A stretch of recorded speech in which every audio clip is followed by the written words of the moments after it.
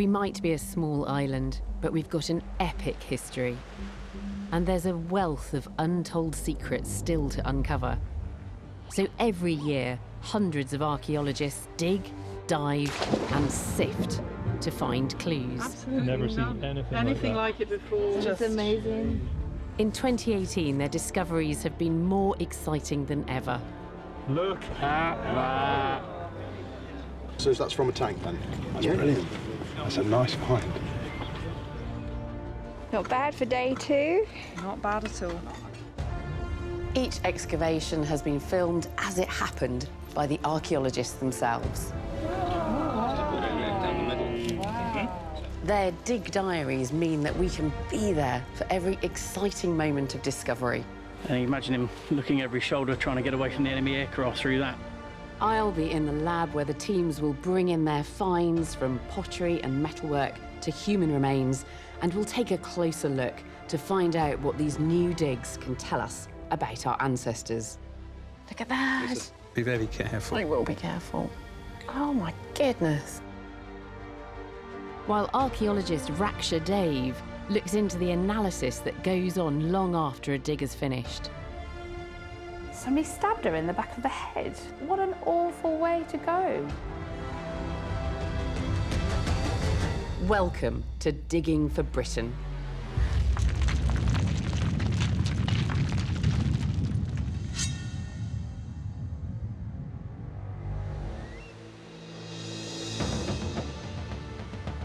In this programme, I'm joining archaeologists in the north of the country to share in their biggest discoveries. Yes! We go on a hunt for a lost Spitfire from the Second World War. The instrument panel. No! Yeah? That is new star find. And we follow the excavation of a recently identified Anglo-Saxon cemetery with some very unusual grave goods. That's quite some bling. I've come to the National Museum of Scotland to see how these discoveries are rewriting British history, and I've been given behind-the-scenes access to explore parts of the collections rarely seen by the public. I'll have the chance to get up close and personal with some of Britain's most intriguing treasures. Our first dig takes us to Dumfries and Galloway in southwest Scotland, and the Black Loch of Merton, where a perfectly preserved 2,500-year-old village is emerging from the mud. Moving back into prehistory, it is very rare to find actual evidence of the houses our ancestors lived in. Timber rots away, and very often all that we have left are imprints in the ground.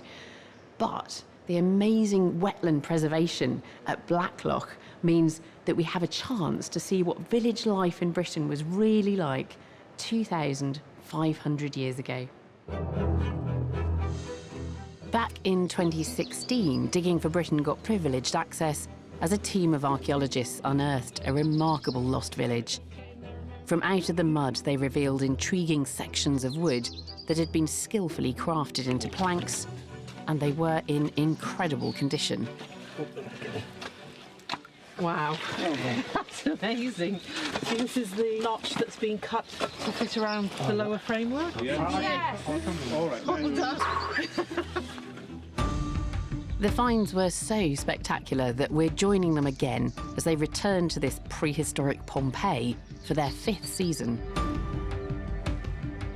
Archaeologists Anne Crone and Graham Cavers have been the site directors from the very beginning.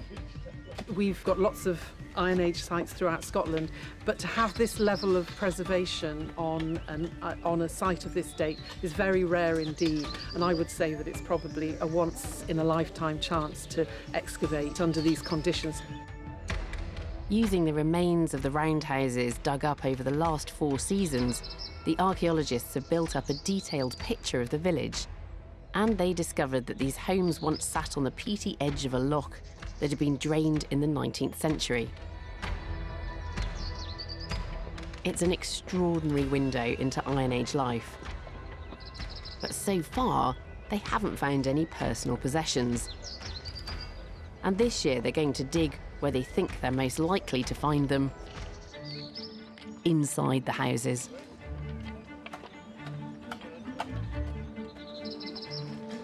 They soon make a remarkable discovery. An intact floor made of woven rushes and withies. This is ancient matting. It looks like chipboard. It's so fresh. It's just layer upon layer of brush, sedges, reeds and things like this, which have just been compacted down. The discovery of the matting gives us an incredible opportunity to glimpse the skills of our ancient ancestors and their efforts to insulate their homes and make them cosy in these inhospitable conditions. And now they've got a floor surface, there's a tantalising prospect that they may find personal items. They eventually make a breakthrough. And what is it? I have no idea. It looks like it's a piece of spindle-turned wood. Anne has found an intriguing piece of clearly worked wood. Oh, wow. Has it got a hole? It's got a hole there. Never seen anything like it before. That's amazing. We're just removing the very sort of thick layer of laminated flooring materials. I was about to start pickaxing, and this is just lying on one of the surfaces within this house. Discovering what this artefact is could give the team valuable insights into daily life at Blackloch. And then there's another extraordinary find in a rubbish pit located next to one of the houses. Oh wow, I can see the decoration. Extremely rare. Oh yeah. Yeah. My heart actually skipped a bit when I saw it. This exquisitely decorated wooden object was found deep in the pit. That's the rim here. So you've got two pieces and then one piece that goes this way. And then here is the rim on the other side. Although squashed flat and in several pieces, the team knows what this is. It's a beautiful and rare lathe-turned wooden bowl. Well, this has to be the star find of the entire 5 years of excavation so far. The team's discoveries have given us an unprecedented new insight into the lives of the people who lived here at Blackloch. It's been an extraordinary dig. I've asked Anne Crone into the lab to discuss her findings. And this site is just amazing. I mean, that preservation that you're getting and being able to see not just how the houses were constructed, but starting to find some of the artefacts of everyday life as well. Most of the time it's been the preservation of the structural remains, but that's really changed this year when we started finding wooden artefacts for the first time. So, yeah. I know. I mean, it looks so modern. I still find it hard to believe that this is a prehistoric artefact, but you're quite sure about the date of it. Oh, absolutely. It came out of very closely stratified deposits, and we have radiocarbon dated the deposit that it came from, and it's 2,500 years old. That's just crazy. Yeah. It's made of yew, which is a beautiful wood to carve. It's a spindle-turned object, so it's been sort of mounted with mandrels on either end there.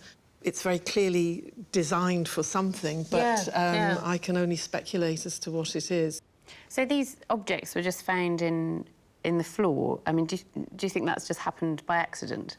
No, I think these objects have been deliberately placed in the floor surfaces of this structure, possibly reflecting the function that the house has during its current phase. So perhaps if this is to do with weaving, that it was a weaving workshop during that phase.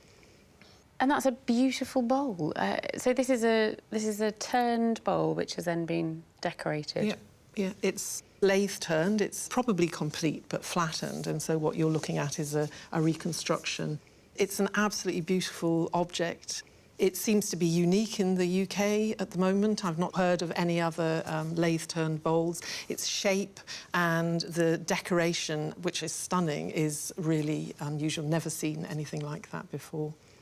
Until we found this, we didn't have very clear evidence for lathe turning in the Iron Age, but it's very clear from this bowl that not only were they doing it, but they've been doing it for a very long time, because this is so accomplished. Yes, so they're very good at it. And similarly with the baton as well.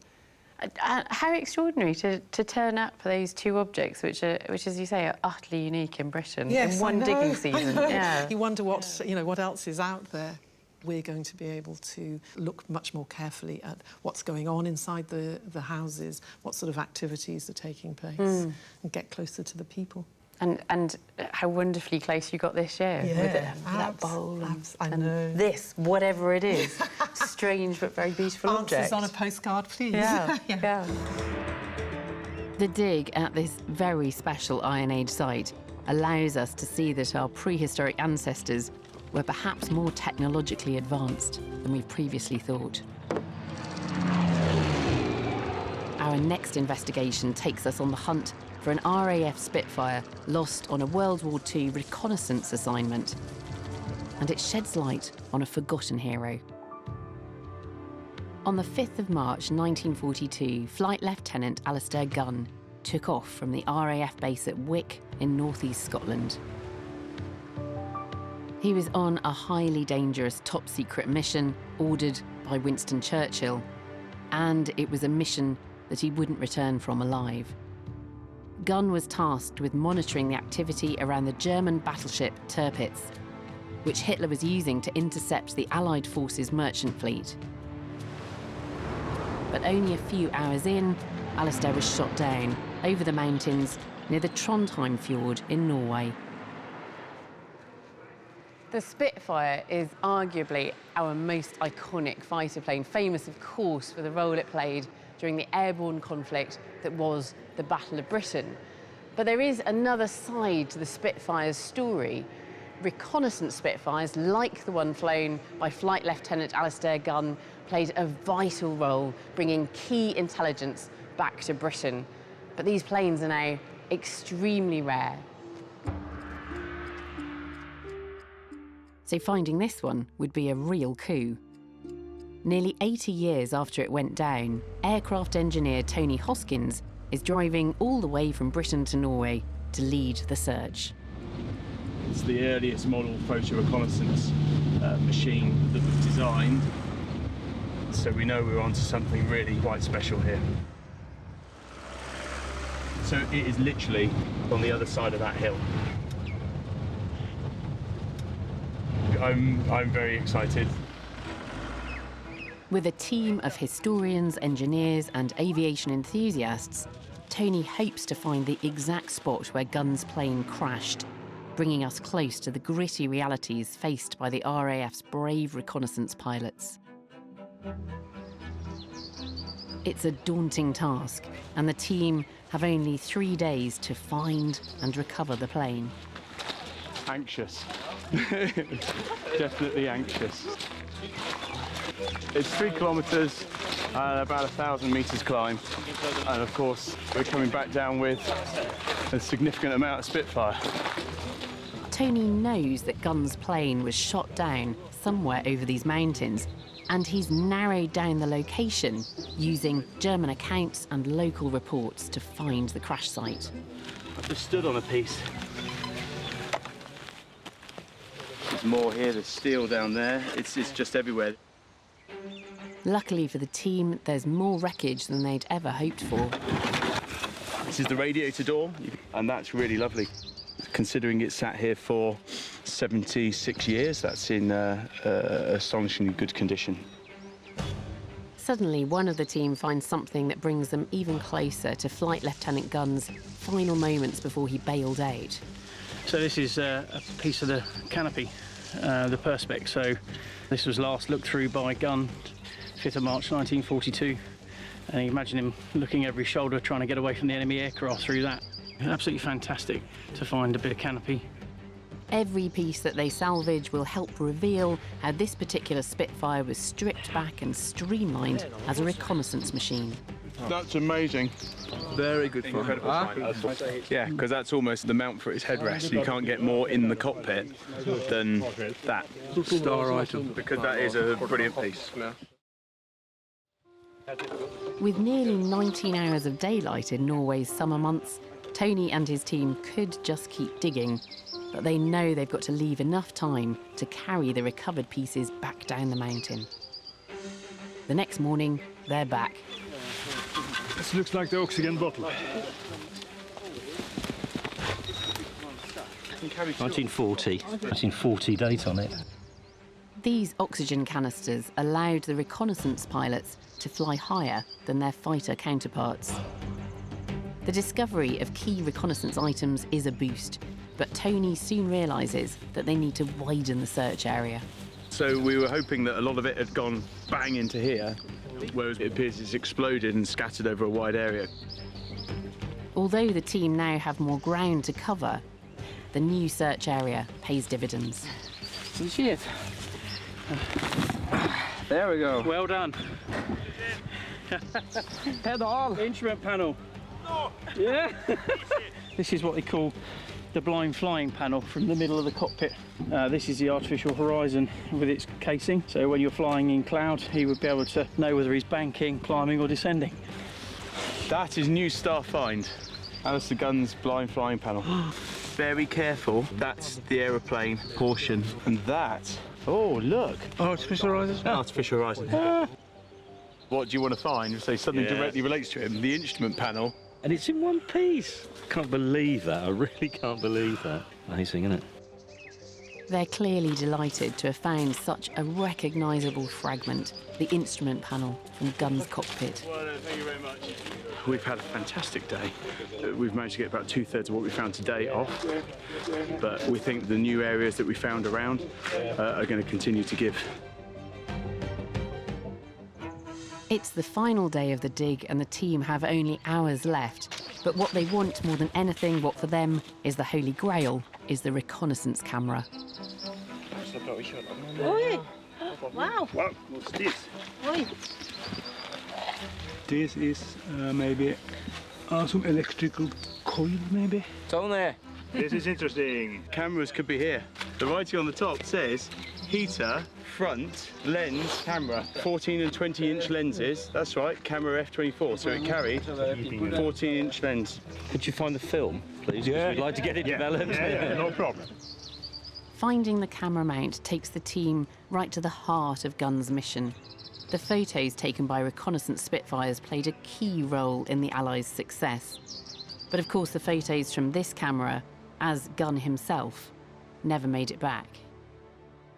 I've invited Tony Hoskins and colleague Mark Hillier into the lab to take a closer look at this strategically important plane and to uncover the story of its brave pilot. Tony, I think the first question to ask is, how on earth did you know where to start looking for this Spitfire? Well, it was a long process. We had the combat report from the German who shot him down, so we knew a rough area to start looking in, and then thankfully local knowledge proved to be the way forward. Although it's not a big aeroplane when you compare it to a mountain, it's going to be all in the same kind of area. It ends up being a bigger area than we thought, but we came away with 70% of the aeroplane. So what are we looking at here? Which part of the aircraft is this from? So this section is from the wing. So this is a wing skin on the top, and what's interesting about this part is that you can see the PR blue. So all the photographic reconnaissance aircraft at that time were painted in this for camouflage. Yeah. And this is the roundel, so the identity markings that he carried on the aircraft, just so that you didn't get any friendly fire. So obviously that's really important in terms of identifying it as British, and the colour is right as well for a photographic reconnaissance Spitfire. And would they have been blue all over then?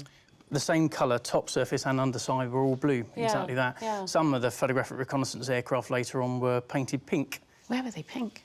Desert mostly, wasn't it? Yeah, and for the sunrise in the morning and the dust in the sky. Yeah, it becomes pinky. And it was stripped back in order to do this, was it? That's right. I mean, then he built 220 of them, so it's a very rare item. Yeah, they were unsung heroes if you think that they were often flying 4.5 hours, sometimes long sorties over water on their own, 30,000 feet, and unarmed. So obviously when they got to the target area, there's always the risk of enemy aircraft and being shot down, as Alistair found out to his cost. Yeah.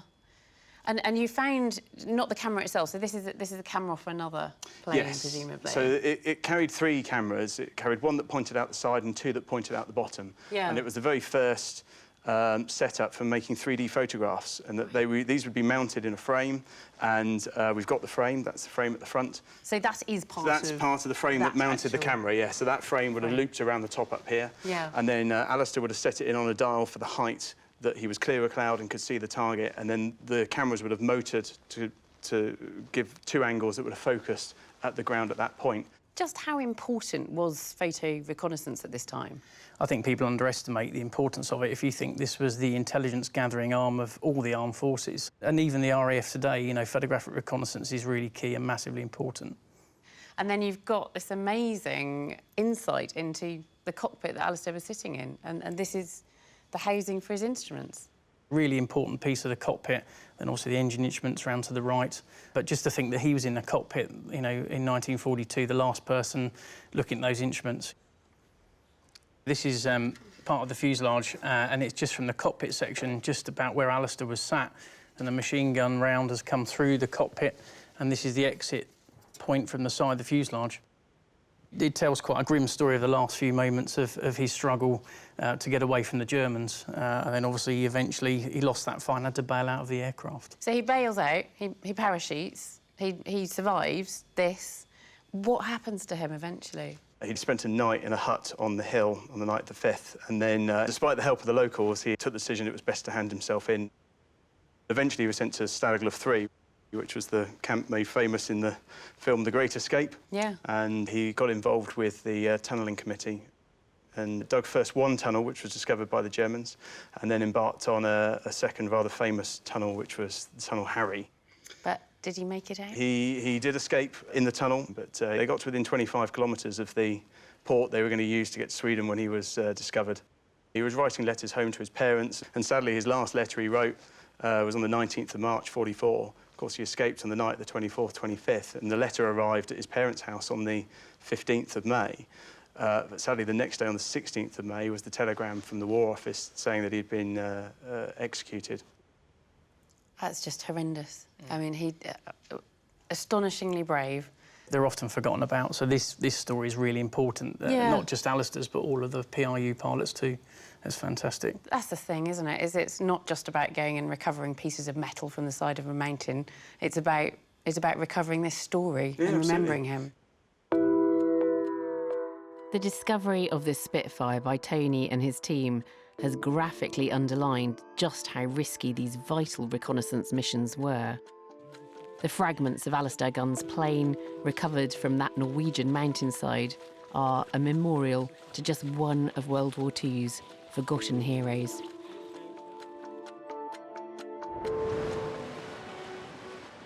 Our next investigation takes us to the Roman fort of Vindolanda in Northumberland. Vindolanda is near Hadrian's Wall, the northernmost frontier of the Roman Empire. For almost 300 years, its numerous forts were key to the stability of military rule in this inhospitable and dangerous no-man's land. Roman sites are invariably rich in finds, but very few in Britain have delivered the sheer range of artefacts that we've found at Vindolanda, from swords to sandals and even handwritten notes from the soldiers themselves. Now, people have been digging at Vindolanda for decades, revealing the rich and layered history of the Romans in Britain. But can this year's dig uncover fresh insights about a particularly turbulent episode during those centuries of Roman rule? This summer, archaeologists have been digging into the ditches, Vindolanda's frontline defences, where the discoveries have been spectacular. Look at that beauty. And it's all down to the anaerobic conditions in this soil. Behind the scenes, post-excavation work is transforming our knowledge of one of the most turbulent times in the history of Vindolanda, the 2nd century Civil War. Archaeologist Raksha Dave is getting a privileged look at the conservation work taking place during this year's digging season. Every archaeologist dreams of working on a site like Vindolanda. Each object that's uncovered is so precious that it makes their post-excavation labs like the emergency rooms of archaeology. Each object needs conservation immediately, or else its secrets could be lost forever. I'm going to follow the process of conservation from start to finish. But while I wait for something to turn up in the trenches, I've met up with site director Andrew Burley to find out more about this year's mission. Andrew, what are you actually concentrating on this year? Well, we're focusing at the end of the 2nd century and the beginning of the 3rd century, when we have a Roman army in Britain trying to suppress rebels, but they're also fighting amongst themselves. In the ditches, we're getting evidence of things that are tossed away during that very brief but intense period of time. And it's a little sort of Vindolanda Pompeii, because it's only occupied for a few years, but everything is sealed, so it's giving us a lovely slice of life. Back in the trenches, the digging team make a discovery in the 2nd century Antonine ditch. So Andrew and I head over to see what they found. Oh, I can actually see it now. So I can see the soul coming this way. bending around. That's it. There it is. Yay! Another Roman shoe at Vindolanda. There was a bit of a shoe the other day, but this is the first complete one. Fantastic feeling. Thrown away by somebody 1900 years ago. Fabulous to find it. Now the shoe is out of the ground, every second counts. So I'm taking it over to Barbara Burley in the Vindolanda Conservation Lab. She's going to show me what happens next. Shall we open it up and have a look? Yeah, I'm really excited to have a look at it, actually. Probably a man's shoe by initial inspection. Wow, look at that. And you've even got the heel strengthener just here. Shall we get it washed up and have a look at it? Yeah, I'd love to. Barbara separates the very fragile shoe from its mud cocoon, using a soft brush and water. So you do this process almost immediately? We try to do it as fast as we can because they will continue to degrade until we put them into some sort of chemical bath, especially the organic objects like the leather. Barbara has given me a Charles shoe to clean. I don't normally get a post-excavation opportunity, so I'm looking forward to this.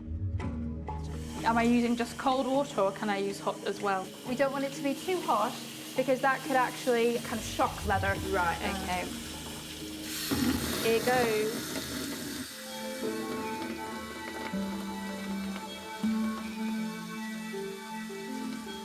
The next step is to put them in these mesh bags that we've got.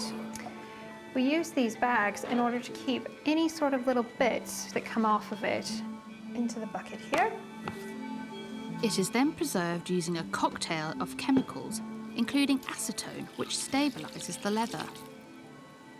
The whole process takes over 5 hours, but once completed, the shoe will be preserved for posterity and go on show in the museum with some of the other remarkable finds from the excavations. Back at the fort, I meet with Andrew to find out more about the recent shoe discoveries in the ditches.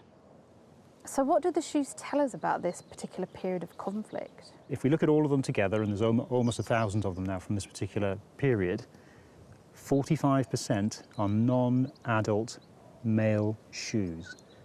In other words, they're children, they're women, they're teenagers, and that just changes the whole nature and the complexion of what was going on, what it was like to be part of this community.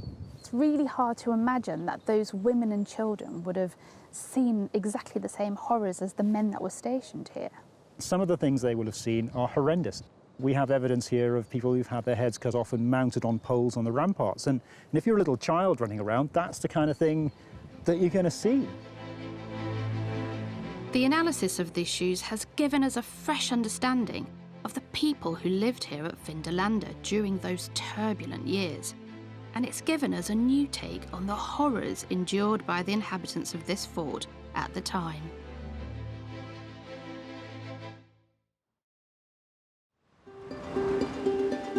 Our next dig takes us to Scremby on the tip of the Lincolnshire Wolds, and a discovery which could fill in some gaps about what we know about Britain after the Romans left, a period sometimes known as the Dark Ages.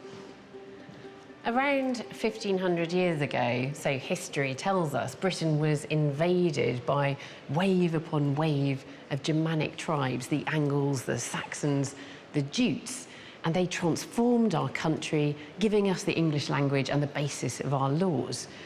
But actually, there is very little in the way of written records from the time. So if we want to understand Anglo-Saxon society and its cultural connections, we have to turn to archaeology. And this next excavation gives us a chance to find out more. Last year, local landowner and metal detectorist Jim Hoff was exploring fields next to his home where he came across some rare and intriguing objects.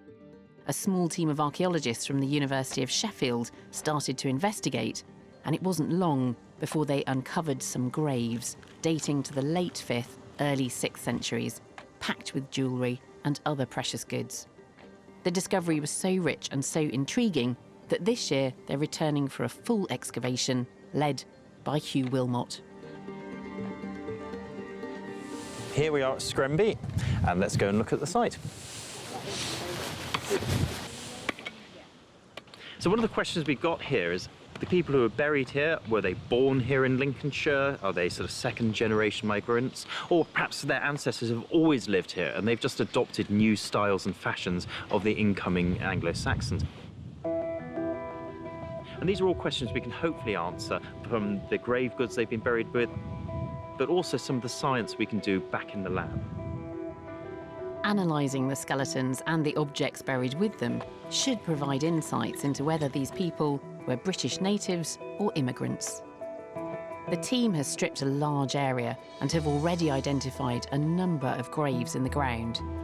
Possibly there's the fill of another grave coming through here. After last year's dig, they're expecting some great finds from the site, and they're not disappointed.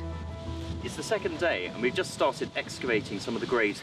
And here we've got one leg running down here, quite a large femur there, and lying right next to it here is a huge spearhead. And it dates to about 525 to about 550 AD, and this largest kind of spear you're going to see in the Anglo-Saxon world. As the team targets some of the other graves, they are rewarded with even more exotic finds. We have this pretty well-preserved skeleton of an adult female. Down at her hip, she's got the remains of an ivory bag ring, and this went round the mouth of a sort of fabric bag that would have hung from her hip. And inside it are all sorts of artefacts. Ivory was a rare commodity in Anglo-Saxon Britain, but this isn't the first ring to be uncovered here. We found one elephant ivory bag ring last year, and already, just over a week into the dig, we found two more. So what stage are we at with this one, Megan? We're going to lift the copper brooch and this other tube bead, Right. and then the girdle hanger. Oh, wow. I think that's the nicest one we've got so far. After 1,500 years in the ground, the ring is extremely delicate. Beautiful. Well done. Good job, team. And now lifted, it'll be sent to the lab for analysis. So one of the things we can do, which is quite simple, is radiocarbon date the elephant ivory to see how old it is. Now, if it's sort of 6th century in date, it probably tells us it's coming from Africa. But if it ends up being sort of 10,000 BC, they must be reusing mammoth ivory, so that's quite an easy one to test out.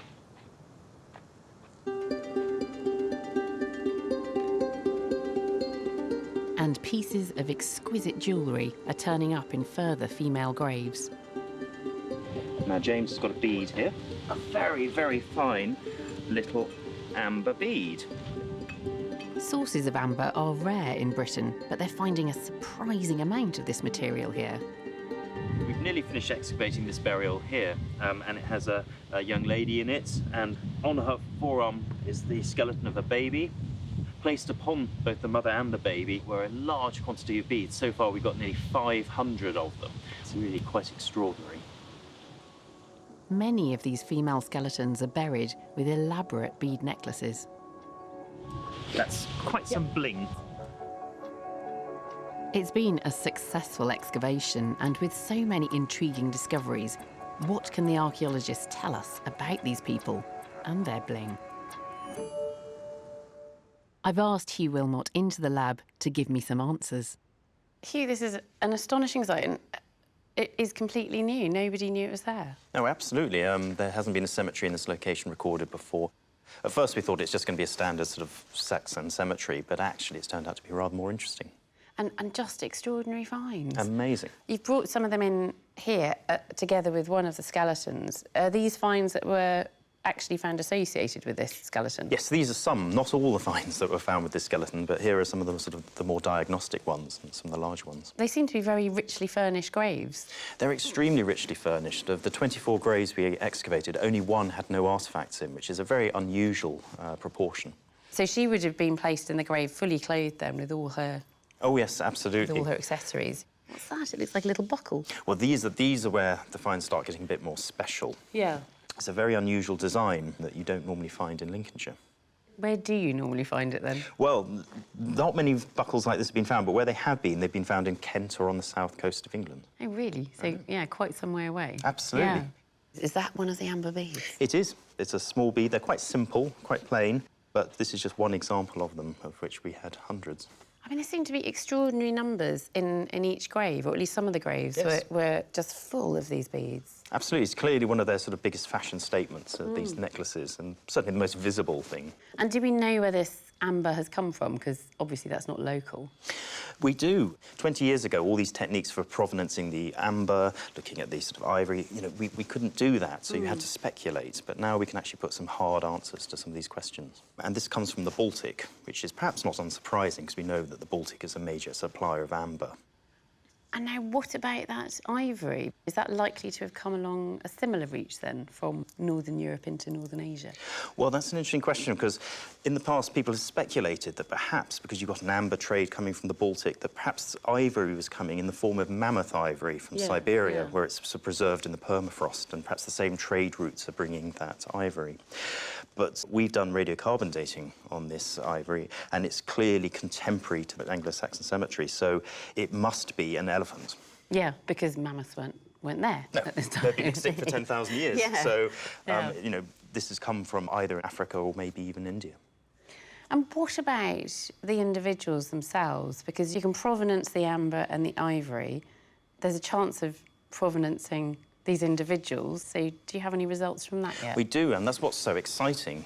Previously, we've kind of speculated where these people may have come from, whether they're perhaps, you know, locals who have adopted new fashions, or have they actually migrated from, you know, northern Germany, from Denmark. And we've done isotope analysis on this individual, and we came up with quite a surprising result. They're not from Lincolnshire, but they're not from further afield in terms of across the North Sea. This individual grew up on the south coast, Kent, perhaps around as far as Brighton, that kind of a region. Really? Yeah. So I mean, isn't it extraordinary to have that level of biography of somebody? Absolutely. That you know that as a young girl she was living down in the southeast, and then she moved northwards and ended up in Lincolnshire. Yeah. For me, this is where she came from. She's wearing things still, which hark back to her childhood in Kent. Absolutely, absolutely. So there's a memory that lingers. Yeah. This new discovery at Scremby is revealing some wonderful detail of life in the Dark Ages, and it's allowing us to delve deeper into the cultural connections of our Anglo-Saxon ancestors across the British Isles and beyond. Our next dig diary takes us to the furthest reaches of northern Scotland and the remote island of Rousey in Orkney. The islands of Orkney are home to an abundance of well-preserved archaeology, and Rousey is no exception, having been nicknamed the Egypt of the North. But its sites are often troubled by more than their fair share of bad weather, with aggressive tides causing erosion along the coastline. But sometimes with destruction comes discovery. In 2010, winter storms revealed a line of stones on a beach, and archaeologists realised that they could be looking at the first signs of an ancient monument dating right back to Britain's earliest civilization, perhaps even a new jewel in Orkney's crown. This summer, the team is back on site for their 8th season, and they're led by Steve Dockrell and Julie Bond from the University of Bradford. Orkney is peppered with incredible prehistoric sites, and the team already believe that they've found something very special here on Rousey, a Neolithic tomb dating back more than 4,000 years. Photos taken just a few years ago show the circular walls of the monument. The way they built these tombs was to build up concentric walls of stone. So you end up with a kind of a big mound, and over the years you end up with something like a green hill. But these rings have now been reduced to rubble. Much of the monument has already been destroyed by the sea. It's heartbreaking that we're watching this thing disappear, but it gives us an opportunity to excavate and to pick this apart and to really understand how these were built. This golden opportunity should provide invaluable clues into the monument's construction and use over time before it is lost to the waves forever. Well, this is the second day of uncovering the chambered tomb. We're a little bit worried as to how much is still left. Although this passage is still here, it looks from the angle as if some of the lower parts might have disappeared. Once they've removed the protecting stones laid over the site, the team are down to the well-built walls of the tomb. The wall goes off down onto the beach, curves around in a huge arc and comes back again. This seems to be the doorway. And as they dig through into the passageway, the archaeologists uncover some tantalising clues as to the tomb's internal construction. My Lord! Wow, look at that! That's huge! As they've gone back into this area here, enormous great stones have appeared, and they are absolutely massive. We're talking about something before they broke that would be about this wide.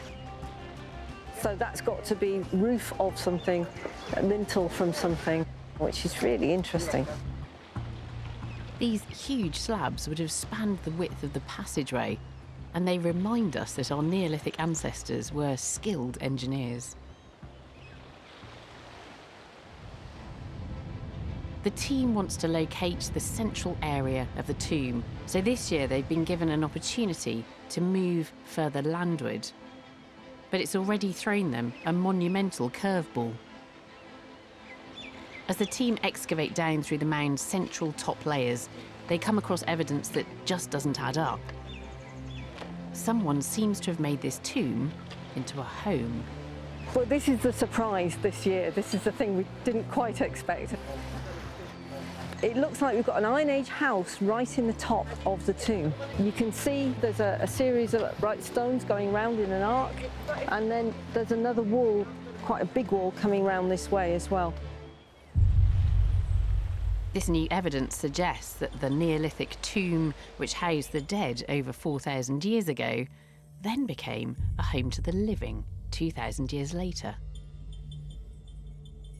The new circular feature indicates that this is an Iron Age roundhouse constructed deep into the central parts of the monument.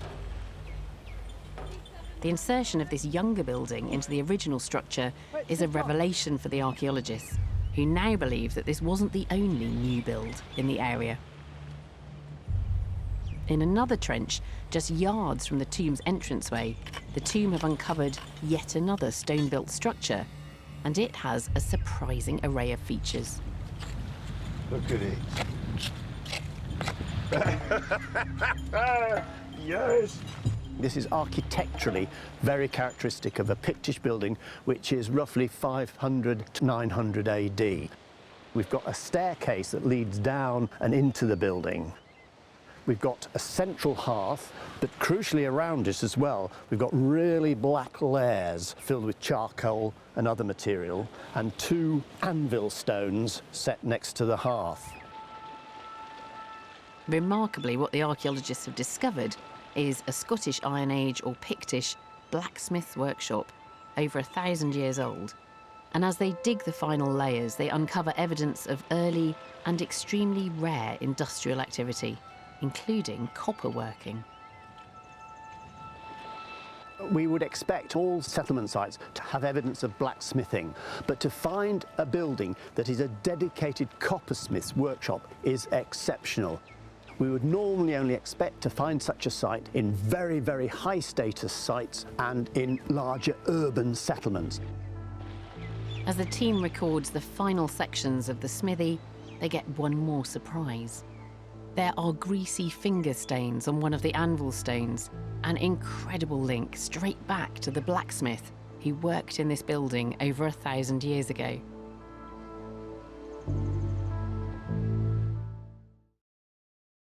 I've asked Julie Bond and Steve Dockrell into the lab to tell me more about this extraordinary place. This is such an incredibly complicated site. We have dug sites in the Northern Isles before, so we knew they were complex, but this is an order above, I think. What is amazing about this site is that it was a real hotbed of activity. I think it must have been a very busy place, and the archaeology there is quite remarkable. We get settlement build up for these long periods of time. And what about the reuse of this Neolithic tomb? It seems very odd that Iron Age people should come along and just want to build their houses into the side of it. It may be because it's a ready source of dressed stone. It may also be something to do with identity and ownership of that part of the landscape. Maybe they have an interest in what's gone before. That it's not just about using the stone, No. that they're close to the ancestors, perhaps? Close to the ancestors. And then you've got evidence of metalwork. This is probably part of the tuyere, which is basically usually a piece of stone or a block of clay that you put the bellows through. It's to protect the bellows from catching fire. Right. So that you can pump air into your hearth to get the temperature up high. Yeah. So we actually know where the smith was sitting and where the person working the bellows, was sitting in that little building. Yeah, yeah. See how they've lived their lives in those places, which and is... see where people have kneeled. Yes. I mean, That's right. I was amazed by that. Yes, that must be a it's very absolutely rare fantastic, find isn't it? indeed. I mean, you can see those fingerprints there, and you can see these carbon splodges where we think the smith would have been kneeling up against it. Yeah. This is a beech cobble that's been used as a hammerstone, and they're incredibly strong. So they make ideal anvils. Yeah. And we only found these finger marks when we cleaned it. It was totally invisible when we were excavating it. How have they survived? It would have been dark, the metal would have been glowing, it would have been hot, smoky, lots of carbon, lots of sweat. So kind of grease and soot together, staining the stone. I don't think I've ever had quite such a vivid understanding of how somebody used a building. We can actually piece together exactly how people operated. So that's quite an unusual thing for archaeology, to be able to place people into it. The sort of place that people coming to Orkney would have heard about, would have known about. Would have known about. It was a highway. It was a gateway to the Atlantic going out. Go that way and that's all you have in front of you, is the Atlantic. Turn left and you're heading towards the rest of Scotland and down through the islands towards Ireland. Turn right. You're heading to Scandinavia. Yeah. And of course that was so important in the Viking period. This gateway works both ways because the Vikings we know were certainly settled nearby, possibly on this site, because first generation Vikings were buried close to this site. And so it's a bit of a temptation, isn't it, if you're sailing past this wonderful site with the, with its own coppersmith and all these indications of wealth, and you're a Viking in a longship. Are you going to leave that alone? These new discoveries on Rousey show that, far from being a remote group of islands, Orkney was a vibrant and busy hub which was occupied by wave after wave of people for thousands of years through prehistory. At the National Museum of Scotland, they have further evidence of this activity. The collection centre houses some 12 million objects, and amongst them is an artefact that speaks of the enduring importance of Orkney, sitting right at the centre of a maritime network that continues into the Viking period. The Westness brooch was found in 1963 in a Viking burial not far from the Neolithic tomb on Rousey. I've met with early medieval expert Dr. Adrian Maldonado, who's going to tell me more about this exquisite object. So, Adrian, these objects all come from the same grave, and usually I'd be fascinated in these beautiful brooches, but they're slightly eclipsed by this amazing object. Not only is this the best example of a brooch pin of its kind, the entire grave is the richest female Viking burial in Scotland. The technology of filigree, that sort of dotting of gold into beaded wire, that's something that we're getting from Anglo-Saxon metalwork at this time that is then adopted into Irish and Scottish metalworking. Here you can see the head of a kind of beaked creature, and then you have this amazing sort of wolf head, a sort of ferocious creature. Yeah. Do we know anything else about her? Do we know where she came from? I mean, did she live in Orkney, or was she from elsewhere? Now, this is an interesting thing. One of the things that they've been able to do is test the teeth of the females in the West Ness Cemetery to see whether they were local or not. And what's come out of this is that they're not from Orkney, but they're from somewhere in the British Isles, either from Eastern Britain, Lowland Britain, or Lowland Ireland. So they're not local then? People from outside Orkney are settling in Orkney at that time. Yeah. They're creating new settlements and sometimes sort of continuing older ones. So Orkney was a great place to be. It was right at the centre of this Viking world. Absolutely. If you're involved in long-distance sea trade, Orkney's where you want to be. Discoveries like this from the Viking Age shows how archaeology can change the story of Britain and revise our understanding of life in the past. Our final dig takes us to the city of Salford, where archaeologists are delving into the heartland of Britain's Industrial Revolution to uncover the largest jail in Georgian England. The site of New Bailey Prison sits on the edge of the River Irwell, in an area linked to the heavy industrialisation of Salford, which began over 200 years ago. As Salford's industry boomed, its population expanded and crime increased. At its zenith, New Bailey Prison was the largest in the country, and it could hold 750 prisoners. Now, an excavation provides an unprecedented opportunity to find out what the lives of those prisoners were like during the Industrial Revolution. As part of a major regeneration of Salford, archaeologists are getting a chance to scrape back the centuries and reveal evidence of a radical new approach to crime and punishment. On site are a team from the University of Salford, headed by Rachel Reeder and Mike Novell.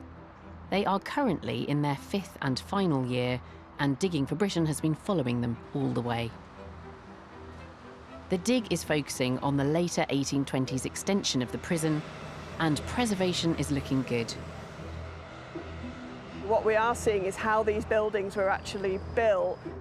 The foundations are surviving 2, even 3 metres deep in places, which is brilliant.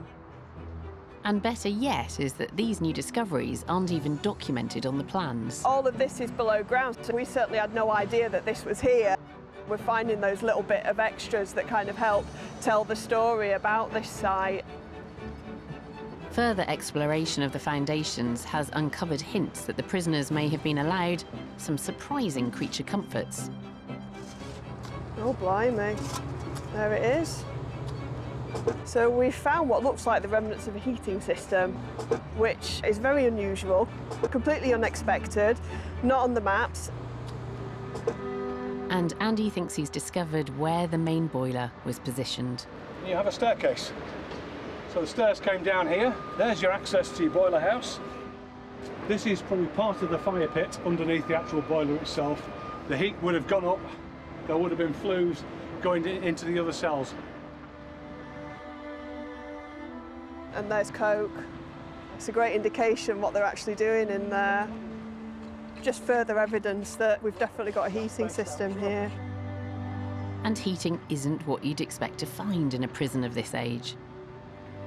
We know the really poorest working classes actually were being better fed and better looked after in this prison than they would be out in the industrialised slums in the 1840s.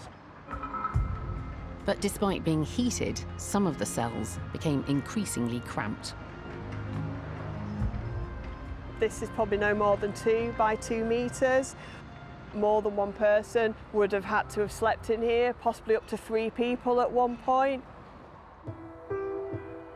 As the local population expanded and crime increased, the number of prisoners eventually became overwhelming. Ultimately, The prison has far more people in it than it was originally designed for. This was recognised in the 1860s as being unworkable. Hemmed in by urban developments, the prison couldn't expand, and it finally closed in 1868, making way for the larger prisons of an even more brutal Victorian age. I've asked Rachel Reeder and Mike Neville into the lab to discuss their discoveries and find out more about prison life at New Bailey during the Industrial Revolution. This is an incredible opportunity to excavate a prison which starts in the Georgian period and goes all the way through into the Victorian period. The prison was built at a time of improvement and enlightenment. This is a new type of prison building. It's one of the first of its type in the UK. And you discovered quite a lot that isn't on the plans. What was the most surprising thing about it to you? I think the discovery of a heating system in the cells, which was completely unexpected, not on the plans. And that's part of the flue, is it? It absolutely is, yeah. So there were several of these kind of built up into a wall, and it would have basically directed the hot air from this boiler to the cells. How effective it was, we don't actually know, but we've got it, which was fantastic. And in terms of what life was like for the prisoners, it can't have all been a bed of roses, surely, living in a prison like that? It's not designed to be a bed of roses. No, absolutely not. I mean, we know from the records that some of those that were sentenced to hard labour had to work on the treadmill, and we know that they were climbing around 20,000 feet a day. That's 2/3 the height of Everest. And now initially it was actually connected to a mill that kind of ground up wood for dye, which was kind of then passed out and sold to the local mills. But then it was disconnected eventually, so we know that they were climbing on that for absolutely no purpose whatsoever. And what about the population in the prison? Who would have been there? What kind of cross-section of society? We would have had men, women, we would have even had children in here. I think the records show that the youngest children we would have had would have been about 9, 10 years old. Well, you have to remember that these are minor offenders. They're not mass murderers, they're not people who've committed a serious crime. It's petty theft, it's brawling in the streets, it's vagrancy. Now that means they're from the poorest part of the working population of Salford and Manchester. And we do have some comments from women bursting into tears when they are about to be released from the prison because they're faced with going back to those kind of slum conditions. Yeah, and your excavations have shown that at least they were in a place which was, heated during the winter.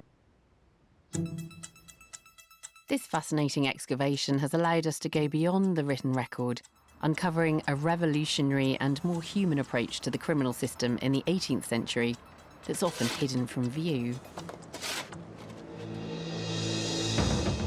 From uncovering a lost World War II plane and the tragic story of its brave pilot, to glimpsing an incredibly well-preserved Iron Age village occupied over 2,500 years ago, we've been able to reach back through the centuries and touch the lives of our ancestors.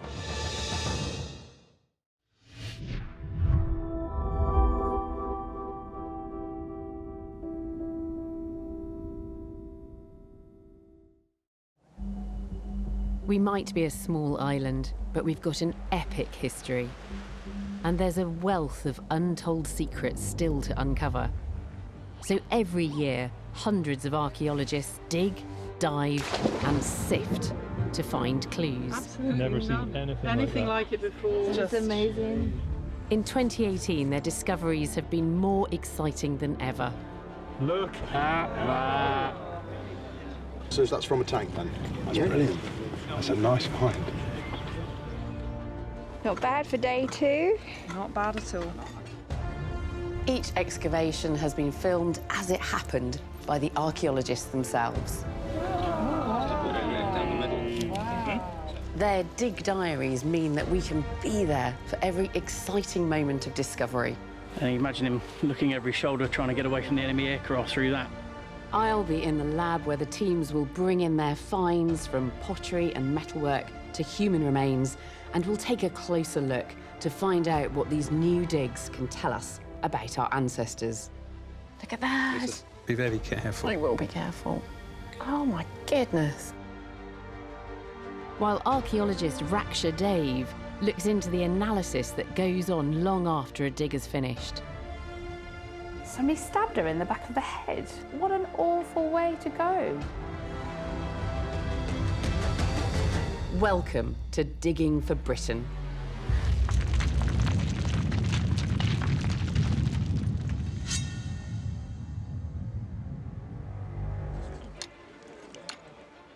In this programme, I'm joining archaeologists in the west of the country to share their biggest discoveries. At Silchester, we investigate a monumental bathhouse, revealing how the Romans first stamped their mark on Britain. The preservation of the blocks and the bricks is absolutely superb. In Bath, construction work beneath the magnificent medieval abbey takes us on an incredible journey through the city's multi-layered hidden past. This is probably late 13th or 14th century. Quite incredible that this has survived. And near Winchester, a team unlocked the secrets of a vast 18th century military camp occupied by a horde of German mercenaries. There's gold leaf on it. It's really, really shiny. It's not the sort of thing you expect in a military field kitchen. No, not at all. And at the Museum of Somerset in Taunton, I'll discover how objects here help us tell the story of the West. Our first dig takes us off the coast of Portsmouth to a major underwater investigation into an 18th century ship that revolutionised the Royal Navy. There are around 40,000 ships wrecked around the British coastline, but the chance to excavate one is incredibly rare. It is monumentally expensive and usually only happens when the ship is of national importance and under threat of destruction. Now, both are true for HMS Invincible, and this is the largest underwater excavation since the Mary Rose. For centuries, our nation's power lay in our maritime might. But at the start of the 18th century, Britain's navy was in danger of losing its edge. Then, in 1747, the Royal Navy captured the French ship L'Invincible, a cutting-edge, streamlined 74-gun ship that could literally blow anything out of the water. Renamed HMS Invincible, it became the flagship of the British Navy until it ran aground on the 19th of February, 1758. The wreck of the Invincible provides us with an unprecedented opportunity to discover how the 18th century Navy was being revolutionised. And now that shifting sands are putting the wreck under threat, no expense is being spared to recover as much as possible. A combined team from Bournemouth University, the Maritime Archaeology Trust and the National Museum of the Royal Navy is carrying out this £2 million project to salvage the remains of the wreck. And halfway through the 3-year project, the clock is ticking to retrieve what evidence is left. It's all about trying to recover as much as we can, record it as quickly as we can, because during the winter we have high energy storm events, and this is exposing vulnerable and fragile artefacts as well as the ship structure. The maritime archaeologists rely on huge suction tubes to suck up the sand and blow it away from the site. They're constantly battling the threatening tides. But on day one, precious artefacts begin to surface. One of the first things to come up, a fully intact gunpowder barrel. There would have been over 300 barrels of gunpowder on board. That's the gunpowder. And actually you see underwater when they're moving it, you just get clouds of black. It is a pretty bad smell. So that's the sulfur. It's a great start, indicating that some of the key armaments are still on board. And with their expert eyes scouring the wreck, the divers are soon rewarded with even more gun accessories. These coins here, coins were used for supporting the breech end of the guns, clearly labelled with the gun type. So here we have the 9-pounder coin, and next to it, the much larger 32-pounder coin. Everything's labelled. So when you've got the chaos of battle going on, they know exactly where to go to get the 32-pounder coin, the 9-pounder. With every new discovery, the archaeologists are revealing why Invincible was such a formidable ship. And it wasn't just her superlative firepower. We're learning where they stored things, how they stored things. It shows the organisation, the professionalism, the discipline. As the season nears its end, the archaeologists suddenly make their most exciting discovery yet. Guns. The Invincible bristled with an amazing 74 cannons, but until now the team had thought that many of these had been recovered when the ship was wrecked. But what's really important about this is an unexpected find. We assumed that all of the guns that weren't jettisoned were recovered from the Invincible, so it's great that we found these. These guns are a rare and important discovery, and I've invited site directors Dan and Dave into the studio to discuss the team's finds and what they've learned about the ship that revolutionised our Navy. Dan, looking at you excavating this ship, it looks as though it's incredibly shallow. It is. The site is only in 8 to 9 metres of water. And being that shallow, presumably as soon as you do get a storm, it's hugely at risk because the energy of the waves will be transmitted down. Exactly. Then material becomes exposed. You can see from the 2 blocks at the end there, they were identical when made and they both ended up in the water at the same time. But one is still perfect and that was buried within the wreck. But once things are exposed, they're a food source for marine life and they just disappear. And is this one of the smaller guns that came up? Yes, this is called a swivel gun. It's an anti-personnel weapon. So it's when you come close to the enemy, when you're side by side. And we found them low down on the ship. So they weren't in use at the time. So we're learning something new, that they stored these weapons and were only going to bring them out when they needed them, when they were at close quarters with the enemy. And we weren't expecting to find these. So it was a really nice addition to the finds. And I think one of the most overwhelming things is the smell. Is that the rope that we can smell? That is the rope. It kind of takes you back in time. Yeah. This is a smell that hasn't changed since 1758. And this is exactly what the sailors would have smelt. It's that tar, it's the pitch. Tarry, yeah. And it still smells 250 years later. I know, I really love it. It enables us as archaeologists to really sense what it was like on board the ship. Yeah. And we found out that it's actually junk. So it wasn't going to be used in the rigging. It was going to be used in the making of these objects, which are known as gun wads. So the old rope that's in the bottom of the ship is there to be picked apart and made into these wads? That's it. So it's for the process of loading and firing the guns. You would load the cannons, ramming down your powder charge with this. This is a rammer head. You would then ram down one of those wads to kind of seal the charge. You would then ram down the shot. And to stop that shot rolling back out the barrel of the gun, you would have to ram down another wad. Yeah. So they're essential. And what about these pieces of wood here with marks on? What are they? And these are tally sticks that went with these wads to show which size of gun they would be used for. So in Roman numerals, we have 32 for the 32-pounder. And 24. And 24 for the 24-pounder. So this shows the organisation on board. And what have you got in that box? Well, what I've got here is a small timer. Look at that. It's used for calculating the speed of the vessel. Dave, is that glass? That's glass. And it's intact? It's intact, as it was when the ship sank, and it was found on the shelf it was placed on when it was last used. Can I hold it? You can, but be very careful. I will be careful. OK. Oh, my goodness.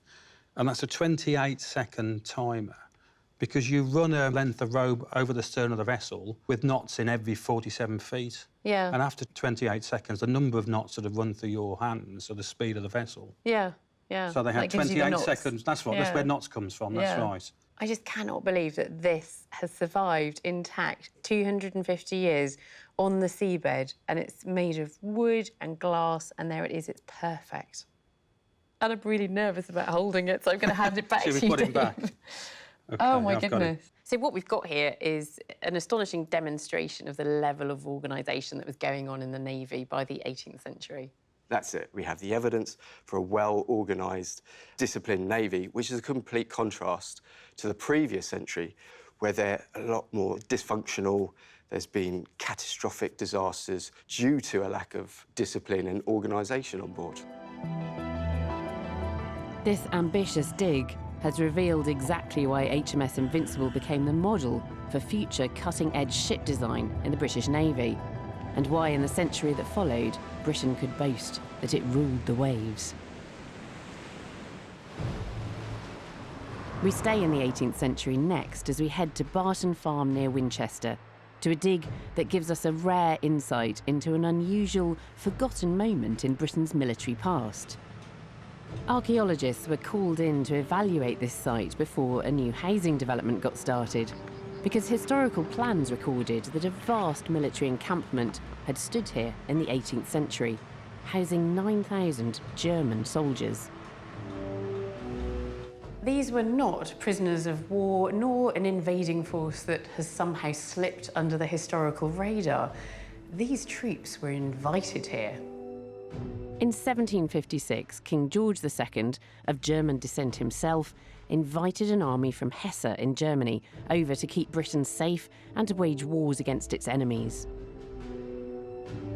This is the first opportunity to get a really detailed insight into what life was like in the Hessian camp, and also perhaps a clue as to what made them such a formidable fighting force. A team from Pre-Construct Archaeology is carrying out the dig into this unique German camp, joined by MOD archaeologist Richard Osgood and his team of ex-soldiers turned archaeologists. This is where the Hessians were based in 1756. They were here for 10 months in what was a pretty cold and miserable winter. And to get themselves shelter, they dug down into the solid chalk. They provided themselves with dugouts, with field kitchens, in quite a regular pattern. The team have a contemporary plan of the camp. However, they don't know how accurate it is or what the internal structures were really like. But once they start digging, the outlines of the camp are clearly visible in the hard chalk, and it seems to be even more massive and highly regimented than they'd thought. These square features are the footprints of field kitchens, and the camp extended for a distance of some 1 kilometre from roughly where we're speaking, right over in the far distance towards the houses over there. The whole camp is far too big to dig in its entirety, and the team are only focusing on the field kitchens and the dugouts affected by the housing development. They hope that this will tell them how both were constructed and what living conditions might have been like, and they quickly find their first clues. So it looks like we've got the neck of a bottle here. Oh, cool. The glassware's very similar to wine bottles. As digging continues, the team finds further tantalising clues about life in the German soldiers' camp. We are finding loads and loads of oyster shells. We've also got clay pipes. Now, it's quite tempting to think of these Hessians actually sitting around eating oysters, which were much more commonplace as a food substance in those days, and smoking away. The finds are painting a picture of how the Hessian troops whiled away the hours waiting for action. And although this is essentially temporary accommodation, the dugouts are well built and would have been surprisingly comfortable. The really lovely thing about this is this chimney. It's a remarkable feature. You've got a series of mortared bricks in place, and then you've got a mortared area up here which forms the flue of the chimney, and this must have been a real godsend. Absolutely critical, from having spoken to the soldiers on the site, is keeping yourself warm in the dugouts. The other thing we've got in this area is a series of stake holes cut into the chalk, and those represent where timber uprights were put in place. They would have enabled the roof structure, probably like a tent, to go over the top. The preservation of the dugouts is creating a remarkably clear picture. These were solidly built, heated structures, roofed over with canvas. Quite cosy then, but also cramped, as up to 50 men could have been living in each one. As well as the dugouts, the other main features on site are a string of field kitchens that catered for the 9,000-strong horde of soldiers, and they're producing some equally interesting finds. What have you got, Rob? So it's a mid-18th century pot, red glazed pot. And this is in one of the little ovens cut into the Hessian field kitchen. Hessian cookhouses. That's super cool.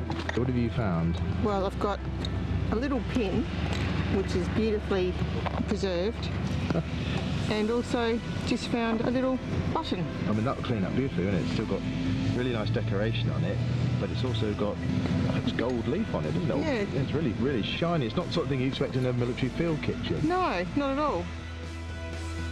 This is such an intriguing and unusual site.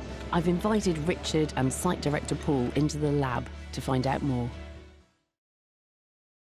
I think sites like this are great. We've got a very clear idea of what's there from this map, but actually still it's quite difficult to imagine how this plays out on the ground and, you know, the organisation of it. So to have this opportunity is fantastic. Yeah, to know the actual structural form of these dugouts and the kitchens and the sorts of elements that they indicate about the lives of the people that were here in 1756, you can get a certain amount from this, but you've got to do the digging to find out. Because looking at this, it just looks like a tented camp, doesn't it? You're not really given that idea that it's like a much kind more of Glastonbury permanent. or something, doesn't yeah, it? But, yeah. Very well, different. slightly regimented Glastonbury. Exactly, what you probably better lose. And Richard, you're there digging with soldiers who were in Operation Nightingale. Were they impressed? impressed? A real envy that they had such nice features in the 1750s compared to what they call shell scrapes nowadays and just little gouges into the ground, where these things were beautifully constructed. With staircases and fireplaces, and Yeah, sometimes some of them with ledges to sit on, perhaps. And Well, cut-outs for candles in some places. They're quite ornate in many ways, and it's perhaps surprising when you think of the conditions of the time that they have put so much effort into building these structures. And that button we saw coming up in the trench, didn't we? Yeah, that's the one from one of the field kitchens, and so you see the shiny gilding on it. Yeah, they're quite ornate for soldiers, aren't they? They don't look military, do they? They don't look martial. We're tempted to think that you see the little schematic illustrations in the plan of these locals coming out to look at the Hessians, because they must have been a real curiosity for folks from Winchester. That's what these people in the coming out carriages to are look. doing. And it's tempting to think that that sort of ornate button just might be dropped from one of these people who come to see their allies in the field in Winchester. And you recovered quite a few finds, giving us a bit of an insight into the day-to-day lives of these soldiers. Yes, soldiers spend a lot of time waiting for things to happen, don't they? And you imagine that they spent a lot of time eating and smoking and drinking day after day, month after month. And here we have a very nice example of an enamelled glass schnapps bottle that presumably one of the members of the army actually brought with him, you know, with his own supply of special spirits, perhaps. Yeah. So they're enjoying a bit of local beer and German schnapps in their dugouts.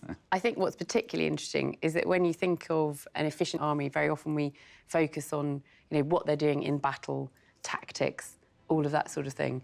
But actually, this is equally important, if actually not more important, how you keep troops well-fed, comfortable, in good fighting form when you're not actually on the front line. Yeah, without decent logistics and morale, you're not going to succeed, and so that's a crucial part of this story for sure.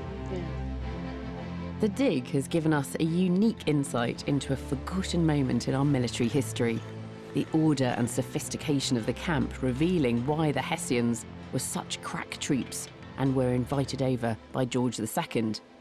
And here, at the museum in Somerset, a rather personal item belonging to the king himself provides another insight into George's military campaigns and his connections with Germany.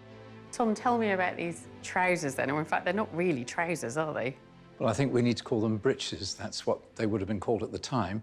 They're remarkable because they belong to no less a person than George II, King of England for 33 years, from 1727 to 1760. And more remarkably, he wore them at the Battle of Dettingen in Germany, and it was the very last time an English monarch led his troops into battle. Quite an extraordinary item to be wearing and incredibly colourful. I mean, you know, he was not going for camouflage here. No, he wanted to be a visible symbol of monarchy and of leadership, and he was renowned as being a very brave sovereign. So he would have cut a fine and very noticeable figure wearing these bright red breeches, and they've got gorgeous gold buttons as well. They have, yes. The buttons are a very fine embellishment. They're very beautiful. The material is slightly felty to the touch. Yes. Beautifully fine stitching. And I've noticed that the pockets are made of incredibly fine leather. So I've heard of kid gloves, but here are kid pockets. Kid pockets, yes. Yeah. They're of the very highest quality, and as I suppose you'd expect for the King of England and the Elector of Hanover. He didn't settle for second best, even when he was on the battlefield. So was George still, at this point, a ruler of Hanover? Yes, he was. Throughout his life, he had two roles, as Elector of Hanover and as King of England. But those Hanoverian connections surely explain why he later brings over the troops, the Hessian troops. When he arrived in England in 1727, he found an army which was under strength and not at all experienced. And Hessian troops were really the means by which he strengthened the British Army and made it fit for battle in European campaigns. So how did the breeches end up here in the Museum of Somerset? Well, they were purchased in 1982 as part of a job lot of costume, so that it's partly an accident, but it's a happy accident because some of the troops who fought at Dettingen were the 13th Regiment of Foot, who became the Somerset Light Infantry. So there is a Somerset connection, and Somerset men would have seen George II riding into battle in these resplendent breeches. They would, and it's very good that they've survived, and rather remarkable that they have. Yeah. Our next investigation takes us to Salisbury and into the labs of Wessex Archaeology, where experts are analysing over 100 skeletons from a recently unearthed 19th century pauper's graveyard. In 2016, Wessex Archaeology began working alongside developers who were about to build on the disused new Covent Garden Flower Market site in Battersea, London. 150 years ago, a graveyard occupied this site, but everyone thought that it had been fully removed in the 1960s. So the team was surprised to find that a 100-metre strip at the edge of the cemetery still remained. In the 19th century, this was where the poorest would have been buried, so it's an exciting discovery. These skeletons have to be exhumed, ready for reburial, but this gives us a precious opportunity to look at life and death for some of the poorest people in 19th century Britain, just as cities were becoming utterly transformed by industrialisation. To find out what the post-excavation work can tell us about these individuals, archaeologist Raksha Dave is visiting the Wessex labs and meeting osteoarchaeologist Kirsten Dinwiddie. I want to find out how months of forensic work is building up a detailed picture of the lives of each individual. The skeleton currently being analysed is a middle-aged woman. So what we do is you use this osteometric board, and then you put the bone in. Okay, very gentle there. Yep. Right, so that is 44 centimetres. Okay, so that indicates a fairly average stature. The thing that I have noticed whilst picking up this bone is it looks really odd around here. It's a bit lumpy bumpy. It's very lumpy bumpy. If you turn it over, you can see it really is quite disfigured. Around the bone you have a membrane called the periosteum. And if that gets inflamed or irritated in any way, it can cause the bone to overgrow. So what would have caused that? Well, any kind of inflammation, so it could be a direct trauma, but this doesn't look like that. The other cause could be some kind of infection throughout the body that might irritate and cause this reaction. And I've got fairly conclusive proof that she suffered from syphilis. If we look at the skull here, it's quite difficult to show, but if you look... Oh, I can see actually from this angle. So this side is kind of smooth. Yeah. And then there's kind of like these knobbly bits here. Yeah. The particular lesions, they're very characteristic of syphilis. So it sort of eats away at the bone, but then it starts healing. And as it heals, it sort of folds and rolls into the edges. So you get this kind of star-like pattern. And if you look at this, I can actually change the direction of the light source. And actually you can pick ones up. Incredible. So where you said it was smooth, you can actually see... It actually isn't, no. There is a lesion there. Do we know if the syphilis was actually contracted or was it congenital? We think that it was congenital, so that means that her mother had the disease and passed it on to her. So she had syphilis all her life? Yeah. Do we know how she died? Unusually so, we do in this case.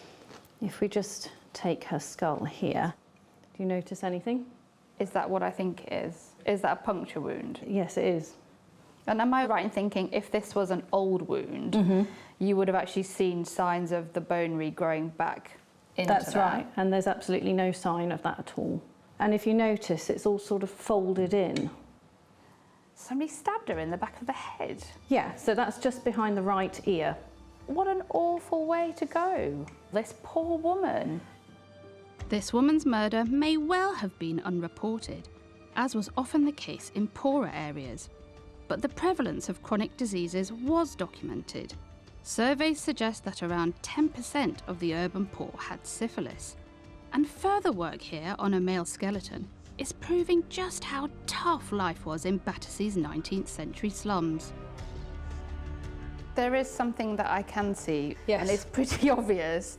that it looks like somebody's sawn the top of his head off. That's exactly what they've done. He's had a cranial autopsy. And if you look at the cut marks all around there, you can see where the teeth of the saw have gone round. Oh yeah, because you can actually see the jagged movements that they've made. Right. In the 19th century, a craniotomy, removing the top of the head to look at the brain, was a common form of autopsy, especially if, like this man, the individual had suffered psychological or physical problems. And his skull can tell us quite an interesting story. I can see immediately that the bridge of his nose has disappeared. Yes, it's been completely flattened, probably by a number of blows to the bridge of his nose. So he's obviously been in a fight. I think he's been in more than one fight. He's been in several fights. If you think of the classic boxer's nose, so it's almost straight like that. And also, he has actually lost his front teeth. Do you think that's related to his fighting injuries? It could well be. There's a canal that joins the nasal area to the mouth, and sometimes if that gets damaged, it can form a cyst in the area of trauma. And if you can see the shadow of a cyst, and it's got so large that actually it's worn away the bones there. Gosh, that must have been incredibly painful. Yeah, I mean, the pressure must have been quite uncomfortable. You could have had surgery to remove that, but he certainly wouldn't have had the money, so he would have had to have put up with that for his life. Just from these two skeletons, it's clear that for many, the streets of early industrialised London certainly weren't paved with gold.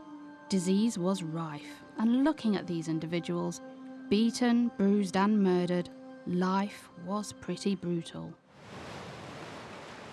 Our next dig takes us to Silchester in Hampshire. Originally an Iron Age settlement, it grew into a Roman town, and since its discovery in 1864, it's been one of the richest Roman sites in Britain, offering a whole range of clues about the life of our Romano-British ancestors. Silchester is an exciting and important Roman site because the town, Caleva Atrebatum, fell into disuse rapidly and was never built over. So what we have is a perfectly preserved Roman town. University of Reading archaeologists have been digging there for more than 20 years, and this year they returned to focus on one particular area, the bathhouse. Now, this important public building should yield clues about how the Romans stamped their identity on Britain. We've chosen the baths, one of the principal public buildings of the town, because there are questions about when the baths were built, how long they lasted, and about life in the baths. What sort of activities took place, the eating, drinking, the gambling, the hair plucking, the massage, all that sort of activity. What can we trace from the soil itself and from the artefacts that we find? Because the bathhouse was originally dug 100 years ago, Mike knows exactly where it's located.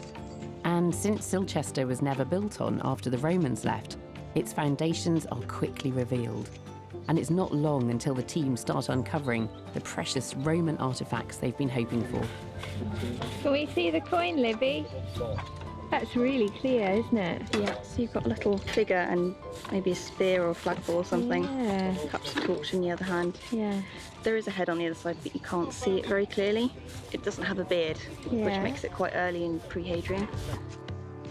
The discovery of such an early coin is promising. It suggests that the bathhouse must have been built by at least the early 2nd century.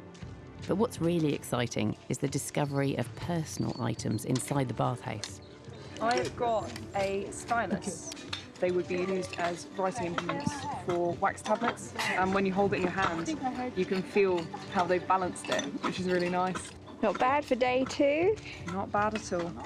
The Roman lost property provides an intriguing insight into what was going on in the bathhouse and into who was visiting it 2,000 years ago. They're finding a quantity of rings, necklaces and hairpins, suggesting that many of the bathers were women. So here we have this bone weaving tablet that would have been used to separate the threads while they were weaving, almost complete. So whether this is specifically a lady's area, if we're finding the jewellery, the hairpins, the weaving tablets, a rather lovely find. As the archaeologists delve deeper, they're beginning to reveal astonishing details of the form and fabric of the bathhouse itself. The quality of the masonry, the preservation of the blocks and the bricks is absolutely superb. I mean, nowhere else, not even within Silchester, will you get preservation of this quality. And as the dig reaches its third week, the team hit the water table with astonishing results. Water begins to flow through the drains, just as it would have done 2,000 years ago. With the foundations in such great condition, the team now hopes that they'll be able to answer the real question at the heart of their mission. When was the bathhouse built? Frustratingly, this key fact has eluded them so far. But on the last day, the archaeologists finally find the evidence they need.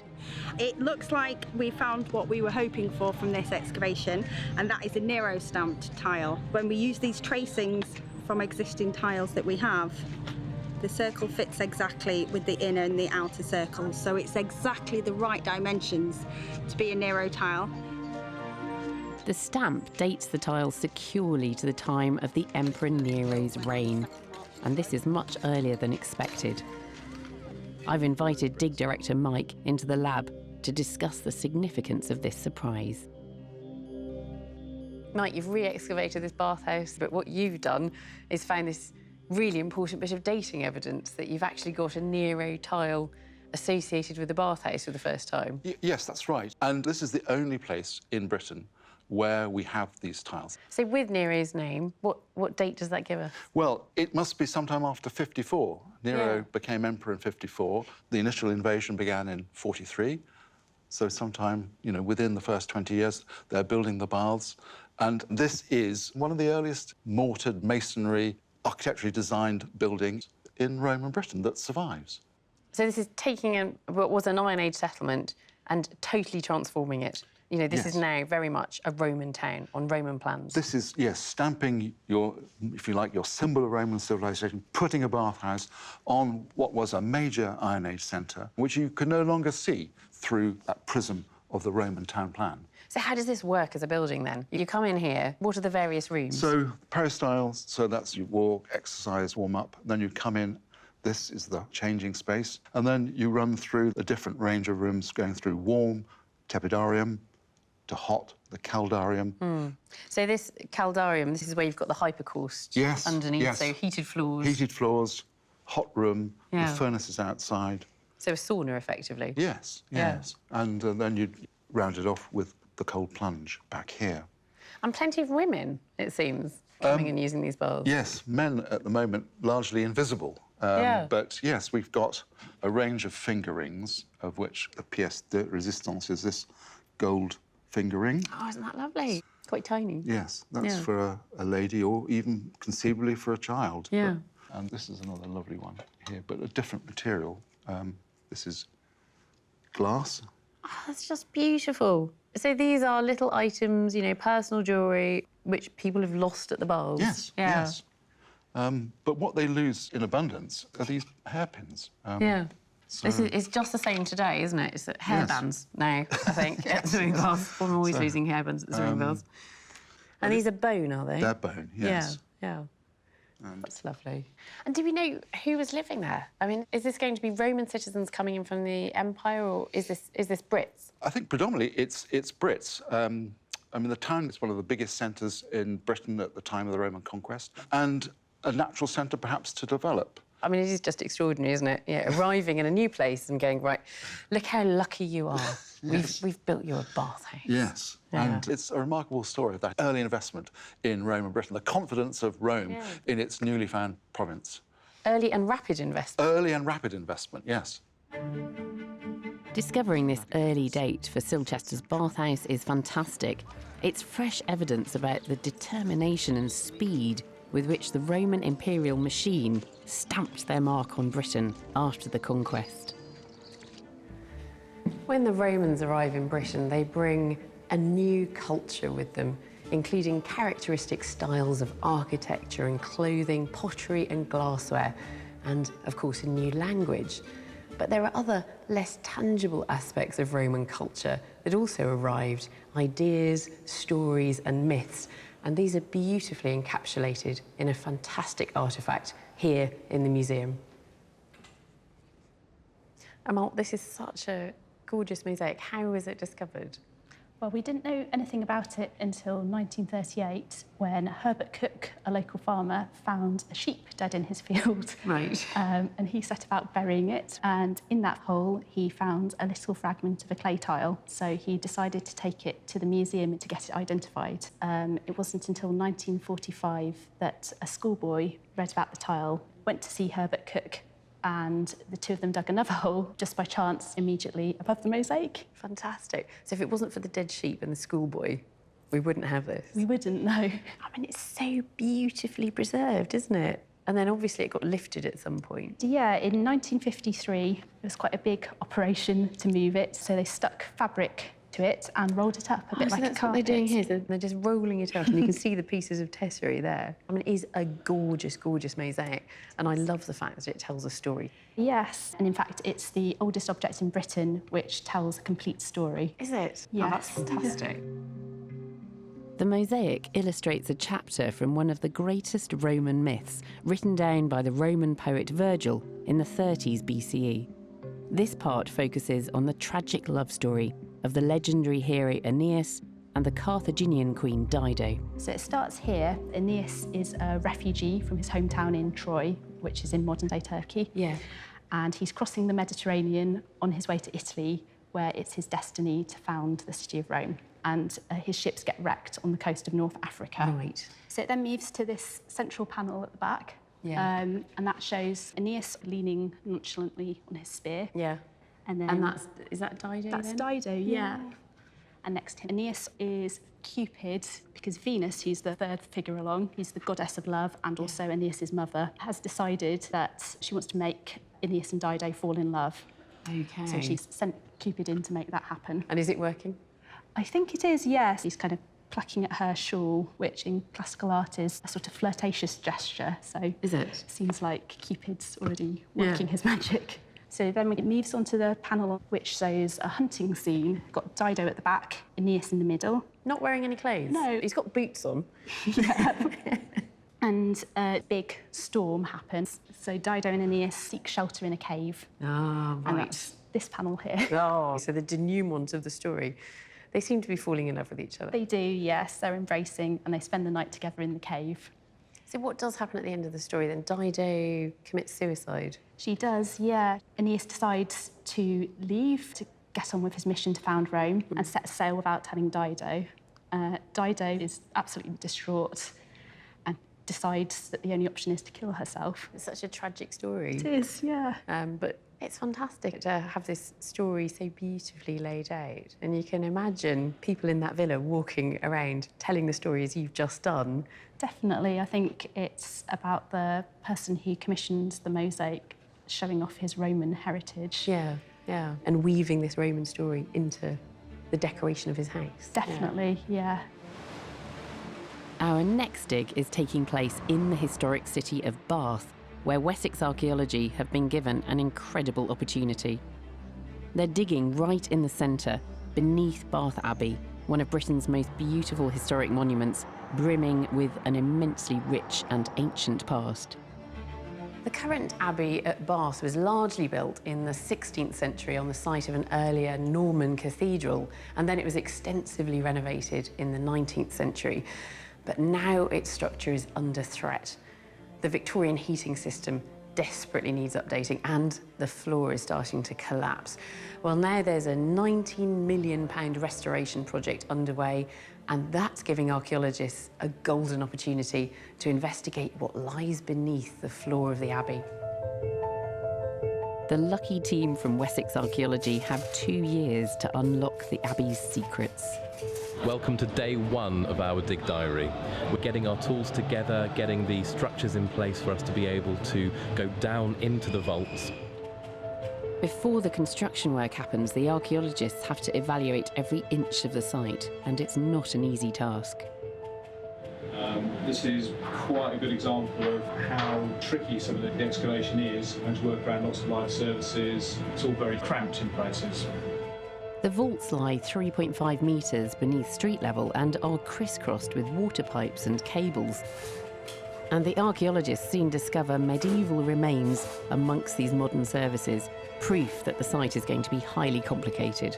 This man would have been absolutely huge, especially for medieval standards. So it's, yeah, What quite sort of interesting. heights are we looking at? We're looking at, yeah, about 6'5". 6'5"? Yeah, about twice the size of me. As well as a medieval burial, the vaults also reveal evidence of Bath's ancient Roman origins. What we've got is demolished Roman hypocaust, which is basically an underfloor heating system. Right. And here we've got lots of tesserae, which would have been the mosaic floor that covered the top of it. The team is getting plenty of glimpses of Bath's rich historic past underneath the pipes, and they're coming across some unexpected surprises too. So we've got a really nice curving wall around here. It goes under the foundations here, so it's definitely pretty early. Also, it looks like there might be some wall facing on it, so we think they're probably upstanding walls. And potentially earlier than medieval, because there were the cloisters here, and this should have really been an open space, but there's a big wall here, so Who knows? This complicated site is throwing up as many questions as answers. And as the team starts work on the floor of the abbey itself, it soon becomes clear why it needs replacing. This is a grave. There's a coffin underneath that's collapsed, and it's left a hole above it where all the soil's collapsed down into the coffin. There are an estimated 9,000 burials beneath the abbey, and insufficient underpinning explains why the Victorian floor is now collapsing. But 2 metres deeper down, the archaeologists make a completely unexpected discovery. It's lovely, isn't it? It's Tudor green glaze. We've got an intact medieval floor surface here, decorated with these tiles. We believe this is probably late 13th or 14th century. Got various designs. Over here, we've got the 3 lions and a shield, which are the arms of the Plantagenet kings. Over here we have the arms of the de Clare family, which are powerful marching lords, and Caerphilly Castle. Quite incredible that this has survived. This is a wonderful end to the first year of the Bath Abbey Footprint Project, so I've asked Kai into the studio to discuss these findings. Oh, God, this is absolutely incredible. We're finding so much. You've got a real kind of microcosm of the whole history of Bath, haven't you? You're digging right back to the Roman layers and then coming through to the Norman and medieval layers. It goes right through, and so it's really got a little bit of everything. Yeah, I mean, I think the really curious thing was this curved wall. So do you know what that is now? Possibly. So app structures, curved walls, tend to occur in 2 places. Either you get them in Roman buildings, and you get them at the east end of churches or chapels. Yeah. So we're right next door to the baths, and you can see here there's a whole series of similar-looking structures. So we thought, could it be part of that? But the mortar's different. It's much more similar to the medieval structures. So the next thing we thought is, could it be part of the Norman Cathedral? And the problem is, that's where it is. it's here. It's right in the middle of the cloisters, and you shouldn't have any buildings in this position. This should be open space. So this in blue on the plan, that's the footprint of the Norman building, and these are the cloisters, and there's your apse. That's right, yeah. So the other possibility is that it could be part of an earlier church, a late Saxon church. Oh, really? Now, we also have a number of Saxon burials in this area, so it could be. We just don't have quite enough to prove it at the moment. How curious. So there's a phase of demolition in the 16th century when the new abbey is built, and then more demolition and disturbance in the Victorian period. Yeah, so the east end of the Tudor Abbey had a fan-vaulted stone ceiling, but the nave itself, they built a wooden ceiling there with plaster decoration on it, which we've found evidence of. Oh, this is some of it, is it? Yeah, so when the Victorian Restoration happened, they essentially ripped out what they saw as things that didn't match the original design, which included this, and we found dozens and dozens of these little rosettes, amongst other decorated plaster. So it gives us a really good idea of what the ceiling of the abbey looked like. So this is Tudor? Yes. Yeah. And what about that tile? So this tile, I believe this is early 15th century, and this coat of arms is the coat of arms of King Edmund, the first King of England, who was incidentally crowned at Bath Abbey. He wouldn't have recognised these arms because it was invented about 300 years after he died. But the kings of the time thought that he was a king, therefore he needed a coat of arms. So this is what they created. I mean, that's just amazing to find those tiles. What about this coin? What's that? Yeah, so this was a bit of a surprise. This was actually found by the workmen when they were lifting the pews inside the abbey. It's got a little devil on it. Yes. It says the city of the devil, Civitas Diaboli.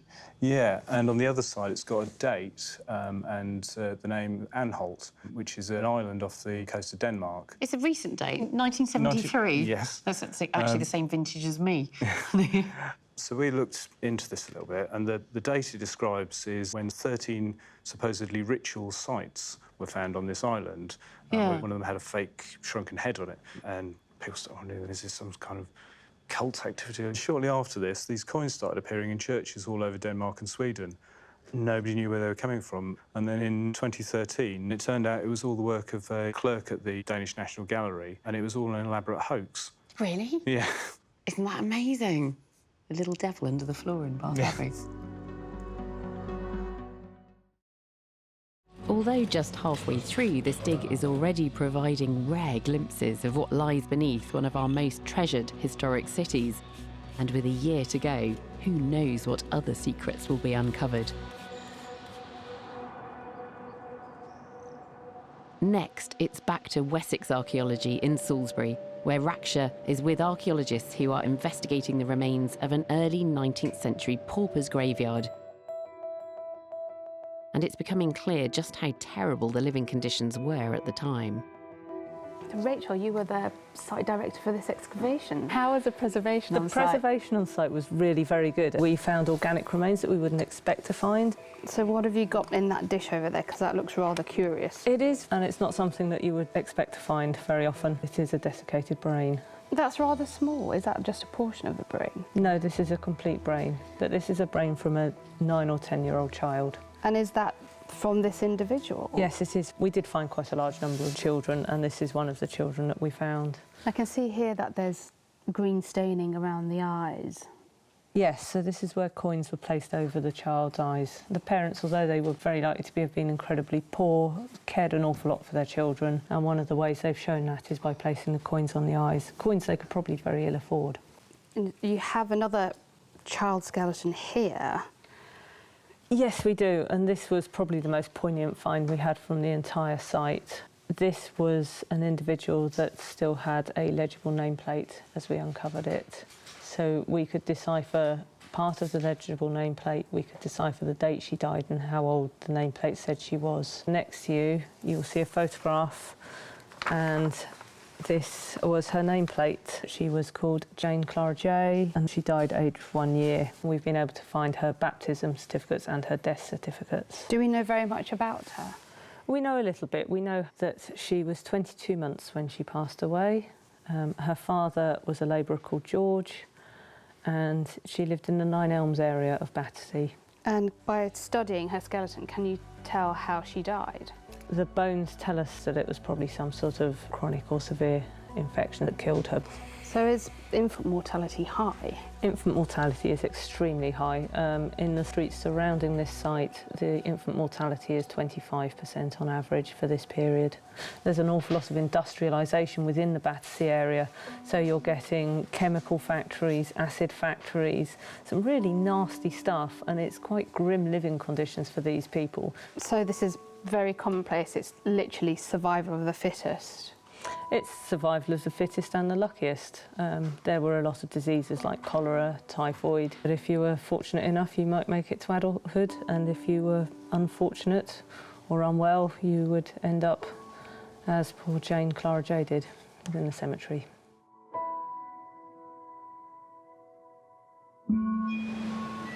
Our final dig takes us to the ancient monument of Barrow Clump on Salisbury Plain in Wiltshire, where archaeologists are investigating a cache of richly furnished burials. Barrow Clump is a 3,000-year-old Bronze Age burial mound, a barrow lying just 5 miles west of Stonehenge.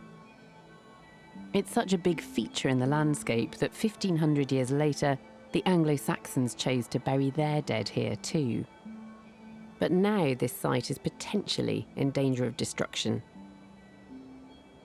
Archaeological sites can be threatened by anything from the construction of new roads and railways to coastal erosion. But at our next site, Barrow Clump, the problem was a little more unusual. Salisbury Plain is an MOD training ground, and military vehicles continually thunder by during manoeuvres. To assess whether this has caused any damage, a familiar face, MOD archaeologist Richard Osgood, is investigating with his team of ex-soldiers. Morning one at Barrow Clump, summer 2018, stripping an area underneath the tracks to see the effective ground pressure of vehicles on the Saxon cemetery that lies below. Only digging will reveal the true extent of this cemetery. That is, if the precious evidence hasn't been destroyed by the tanks. But the initial signs are promising. Morning 3 on Barrow Clump, and the graves are emerging. There's an area of burning which has got human bone on top of it, and next to that there's another complete grave. But as they dig down, the team's confidence about the level of preservation is shaken. To the skull. Yeah. I believe this could be the shoulder, arm, pelvis, and then legs. Okay, so it's looking a bit friable. The bones look a bit delicate. Is that right at the moment? The skulls, as you can see, yeah, it's squashed, isn't it? Yeah. Part of the skull there, so it's actually broken. Okay. The level of survival is disappointing, and for the next few days, things don't improve. But on day 4... We have a square-headed brooch here, which probably comes in a pair, and further down the trench, there's a little bit of green coming out there. Brooches like this are often found in graves of wealthy Anglo-Saxon women. The discovery is a welcome sign that further valuable evidence might survive.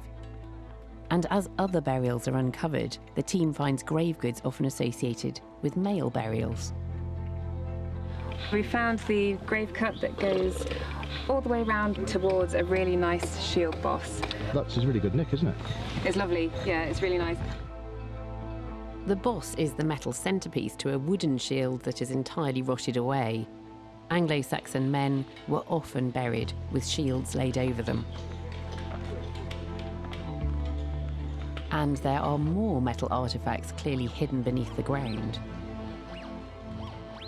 Getting a strong iron signal dead centre of the small pit there, so slowly go down. Every bleep of the metal detector increases the anticipation on site. And on the final day, the team uncovers what for them is the most exciting find of the entire dig. Well, what you got? Seem to have a sword. That's really cool. You can see the hilt, and there's the bones, there's the arm, the humerus. And after hours of careful excavation, the incredible preservation of this rare object is apparent.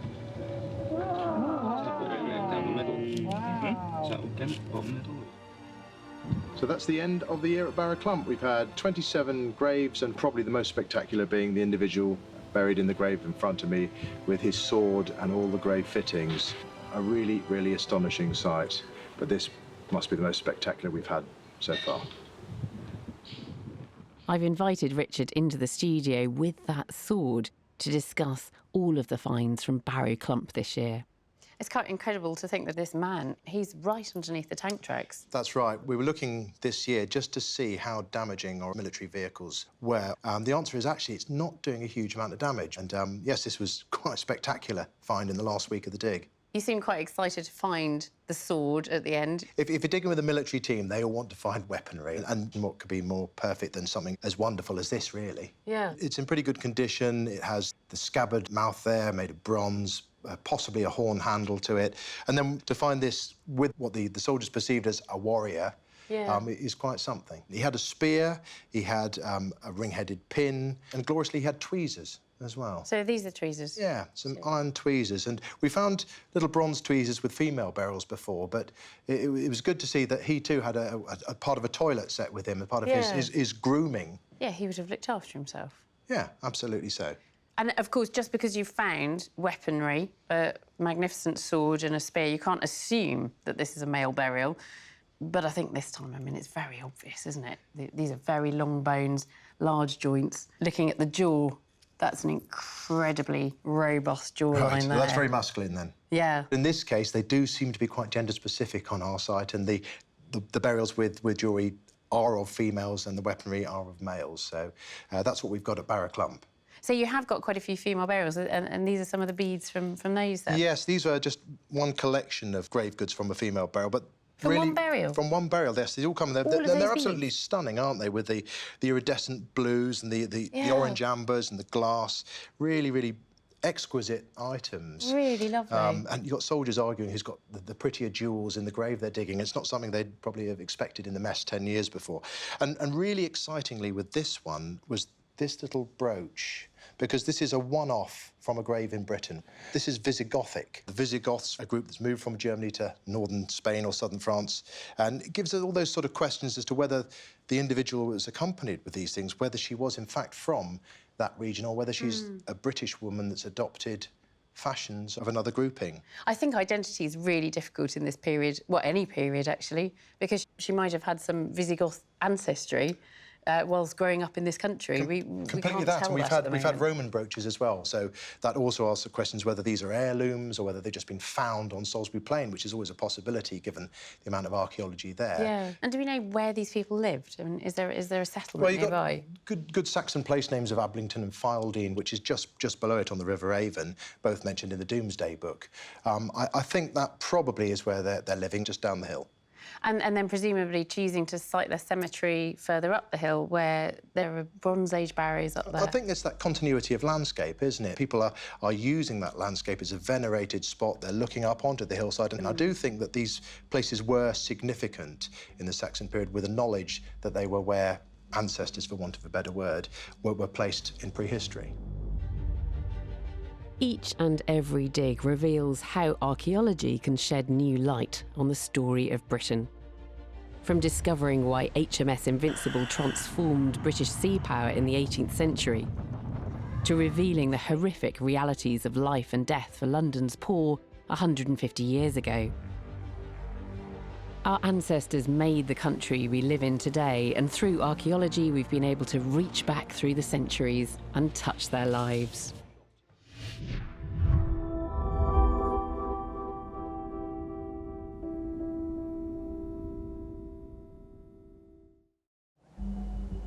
We might be a small island, but we've got an epic history. And there's a wealth of untold secrets still to uncover. So every year, hundreds of archaeologists dig, dive, and sift to find clues. Absolutely never seen anything like it before. It's amazing. In 2018, their discoveries have been more exciting than ever. Look at that. So that's from a tank then? That's brilliant. That's a nice find. Not bad for day 2. Not bad at all. Each excavation has been filmed as it happened by the archaeologists themselves. Their dig diaries mean that we can be there for every exciting moment of discovery. And you imagine him looking over his shoulder, trying to get away from the enemy aircraft through that. I'll be in the lab where the teams will bring in their finds from pottery and metalwork to human remains, and we'll take a closer look to find out what these new digs can tell us about our ancestors. Look at that. Be very careful. I will be careful. Oh my goodness. While archaeologist Raksha Dave looks into the analysis that goes on long after a dig is finished. Somebody stabbed her in the back of the head. What an awful way to go. Welcome to Digging for Britain.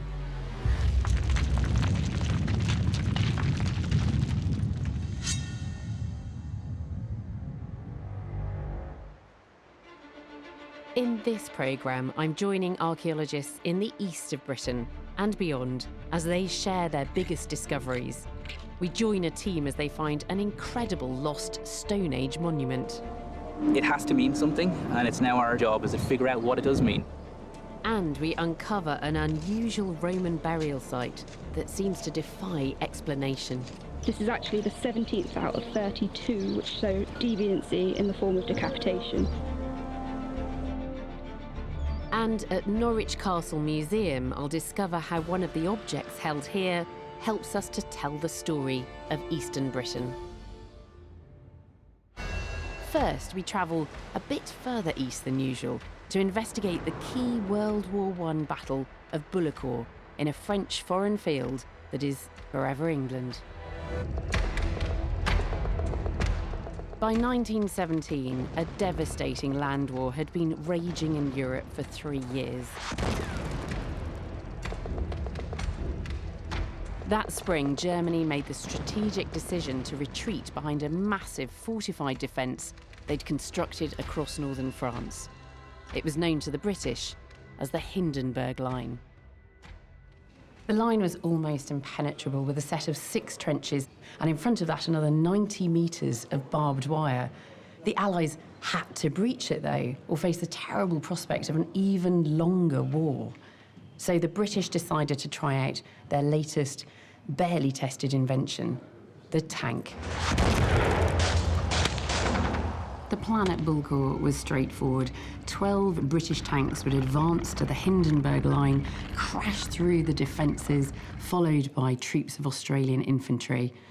But in the end, it was a disaster. Only 2 tanks got anywhere near the line, leading to a catastrophic loss of Australian life. The Australians felt badly betrayed, and one general even accused the tank crews of cowardice. MOD archaeologist Richard Osgood is leading this battlefield dig. What we're looking for is the points where the tanks of the British Army attacked in 1917, and to find out why they were destroyed where they were, to answer the question that was levelled at some of the crews, that they perhaps lacked moral fibre. Maybe there's an element of cowardice in some ways, not helping to assist the Australian infantry in their attack on the German Hindenburg Line. The team have an idea where they might find one of these tanks, because the Germans took photographs of it after their victory. Richard's archaeologists are ex-soldiers from Britain, Australia, and Germany. Well, the edge of the trench is about here, so it has a little slope in it. They've served in recent conflicts from Afghanistan to Iraq, giving them an insight into war's worst realities. And it doesn't take long before they find evidence of the Hindenburg Line's brutal design. What we appear to have here, German barbed wire. You can see it's really thick, it's well over-engineered, pretty nasty stuff. You'll certainly get tangled up in that and be shot, no doubt.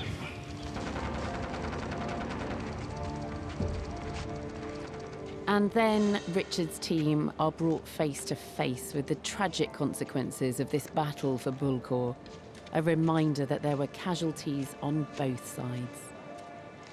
This chap here is a German casualty lying in the Hindenburg Line. This is his skull. He's facing this way. He seems to be in quite a mess, doesn't he, Isabel? He's kind of twisted this way. The vertebrae suddenly stop there. They can tell from the equipment around him that he was a German soldier.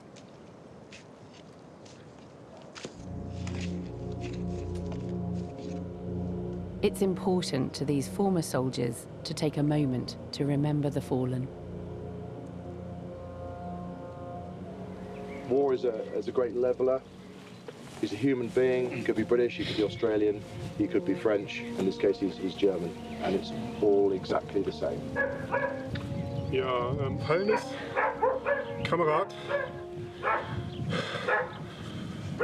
This is not easy, but 100 years ago, we might have fought against each other. But because of this war, we're now standing here together. Not as enemies, but as friends. Auf dich, Kamerad. Fallen comrades. Fallen comrades.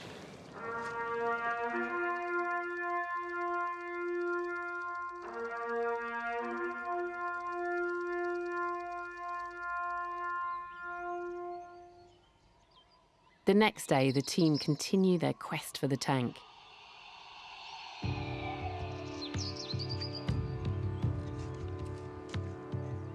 I can't believe we're making so many finds already. We've got lots of tank parts that are coming out of the ground.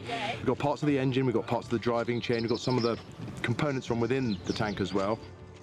Because of the documentary evidence and photos, Richard knows that he's looking at the remains of Tank 796, commanded by Lieutenant Hugh Skinner, and the only tank that made it all the way to the Hindenburg Line. It broke down in a crater in full view of the German artillery. In the reports of the battle, written by Australian generals, British tank crews were accused of cowardice and incompetence. So is it possible that Skinner and his crew abandoned their Australian allies? Got some tank armour. Oh, right, that's part of the plate from the side, is it? Yes. Let's have a look. Being an armoured vehicle with something like this, I mean, is that going to protect you against shell blast? No, not at all. Protects you against small arms. So against bullets, good. Against shells, that's really not going to work. No. So that's pretty terrifying, isn't it? Yeah. The armour plating was clearly not able to withstand the firepower it faced. With his tank immobilised and under heavy fire, Skinner and his crew would have been sitting ducks, so the last find of the dig is a revelation. Leave it there, Paul. And that's possibly the end of a shell. Okay. It's hollow. Okay, we'll keep cleaning it. That looks a Cart case. I think so. Cartridge. It's got curvature. So in which case we need to get on it. Dave over to have a look. Brush. That was a £6 kit. Well, that's what the guys have been thinking. Yeah, that's what it is. £6 kit. So that's from a tank then? Yeah. That's brilliant. That's a nice find. This empty casing suggests a £6 tank shell was fired on this very spot. They were firing the remains of their ammo until the bitter end. When the tank was basically broken down here, in his report he said he carried on firing, trying to use as much of his ammunition up as possible before they retreated to the Australian and British lines over there. And this kind of proves that he was firing from this spot where the tank was broken. So this item is, yeah, it's a symbol of bravery. I've asked Richard to join me in the lab to share the powerful evidence he's uncovered to contradict the Australian accusations of cowardice. This is basically the archaeology of a day. This is the archaeology of one day in April 1917 and the traces it leaves behind in these French fields. Have you found out anything else that we couldn't have known just from the history that's come down to us? Yes. I mean, the armour, it's just metal. It's not armoured as we'd understand it. It's that sort of level of thickness. It's really great for stopping bullets, but not for stopping artillery. The crews must have known that very, very quickly, and it must have been just terrifying. So these are the tanks that are brought in for training for the British Army. They've used them on the Somme in 1916, but this is going to be the breakthrough weapon, but they're only for training. I suppose shock and awe is the thing they were trying to achieve, of having this monster attacking the infantry, and that's great if you can't shoot through it. I mean, it seems extraordinary that you're saying that essentially this is a training tank. I mean, this tank is firing shells of that size, and presumably the Germans are firing back similar size shells. Similar. This is a 6-pounder case, and the Germans are firing back 7.7 centimetre artillery, which is pretty much the same sort of size, and it was going straight through the metal of these tanks. And what's this image here? We all think we know what colours the tanks are, and the only way you can really tell what the original paint was like on these things is if you find it in the ground. And we were incredibly fortunate to find that paint on one of the tracks of 796. So you've got two colours there. You've got the red, which is the undercoat, and then a green tone on top of it. That colour is British racing green. Yeah. On a thing that does 4 miles an hour. Does that make them stand out more, do you think? Well, they've done all sorts of different colour schemes, and they're experimenting. It's such a new weapon. They're even experimenting with the colours that are going on to this thing. People are learning lessons and desperately trying to break through this huge siege that's going on the Western Front. So the Germans had nothing like this? No, nothing at all. In fact, the main use of tanks that the Germans have in the First World War are captured British tanks, Beutpanzer. It's a bit of a Pyrrhic victory in some ways, in that the Germans look at the results of the fire that they put out against these tanks and where they've destroyed them and how they've destroyed them, and they employ those tactics later on in other battles. But by then, the British are not using training tanks. They're using properly armoured vehicles. Right. And that leads to successes like the Battle of Cambrai just a few months later, where there are much more effective vehicles. And what about this tale of cowardice, then? I mean, where does this excavation leave us? Well, hopefully that's dispelled any sorts of thoughts like that. It comes from the Australians, who took a lot of casualties in this one particular battle, perhaps looking for a scapegoat, and these tank crews were that obvious example to pin it on. The fact that this tank got as far as it did, it fired until its ammunition was either expended or the tank was utterly unable to maintain itself without being destroyed. It does 4 miles an hour over a big area. They've seen the other tanks being destroyed. To stay as long as they did and to get as far as they did, I think actually it's quite the reverse. I think it's a tale of courage. Yeah. This excavation shows that the tragic failure at Bulgur was a failure of machines and not men. We now know that the crew of Tank 796 fought bravely until their very last shell. We go back to the UK now, where archaeologists are investigating a huge 37-kilometre-long stretch of farmland before the laying of a power line near Woodbridge. Every time a major UK building project is greenlit, then maps have to be consulted, the land is surveyed, and often an excavation is carried out. Now, the archaeologists don't set out to make spectacular finds, but sometimes they will uncover a major new discovery, and that's exactly what happened this year in Suffolk. The Suffolk landscape has been ploughed and levelled for centuries. So when the commercial archaeologists started work, expectations were low. But right at the end of the project, the survey showed something interesting hidden under the soil. When they start to dig, they get a huge surprise. It looks like this very flat patch of land was once a hill, and under the flattened hill, they uncover a monumental curving ditch. The scale of the ditch is massive. It's about 15 metres wide. It's at least 2 to 3 metres deep. That is a very, very large feature, which would have been huge in the landscape when it was around. Digging this ditch must have been a colossal undertaking, suggesting that this was a very important site. Through the bitterly cold winter, the team works as fast and as carefully as they can, peeling back each layer of earth filling the ditch. Then comes the next shock. There's a perfectly preserved wooden trackway inside the ditch that would have led to the top of the hill. The trackway itself came down on a ramp just beside us on split oak timbers and then runs up along the centre of the ring ditch and terminates at the very highest point on the hill.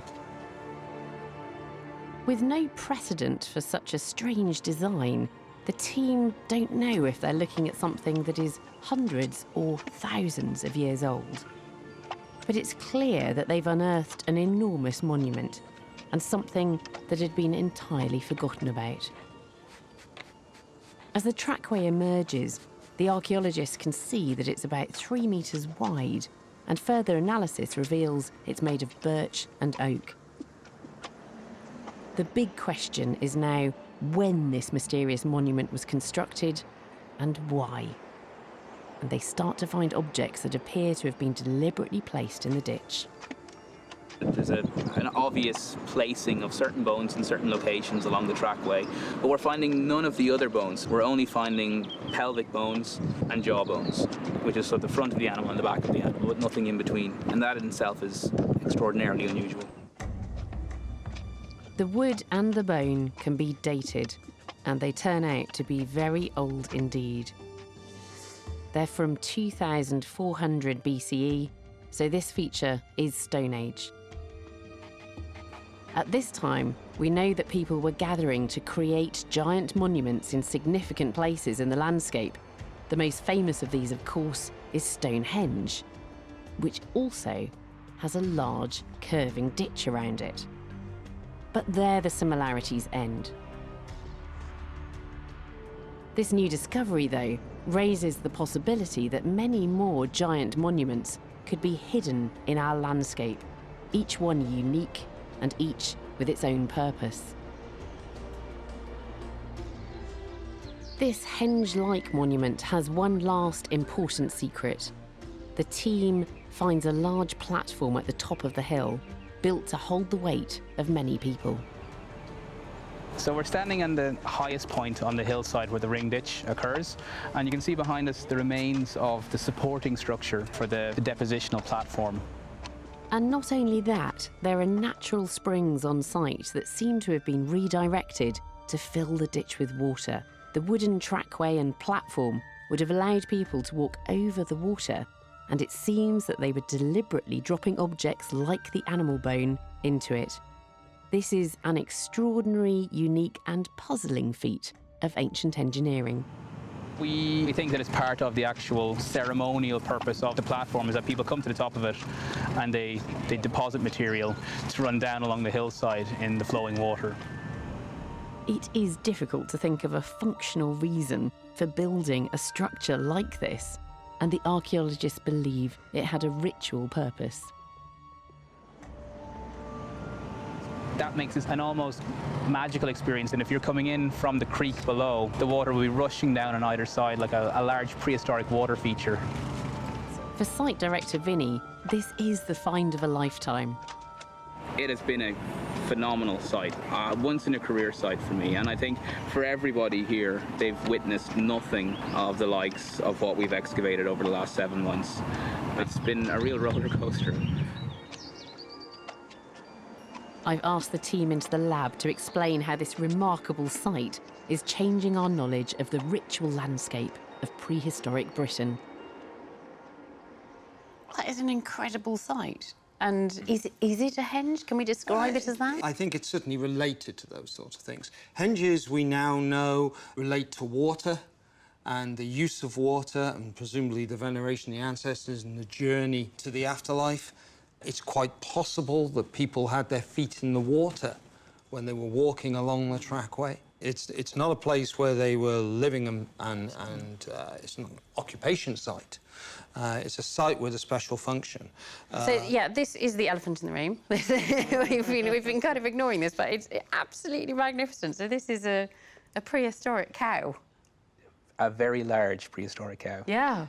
I mean, it's a very large one that absolutely- we were very pleased to see. Yeah. Because it allowed us to have an indication of what date we were dealing with, because when you find an aurochs, it tells you that whatever you've got, it's Middle Bronze Age or earlier, Yeah. because they are extinct in Britain as of the Middle Bronze Age. And where did you find it? So we found this just off the end of the platform, just within arm's reach, so it's deposited off the side.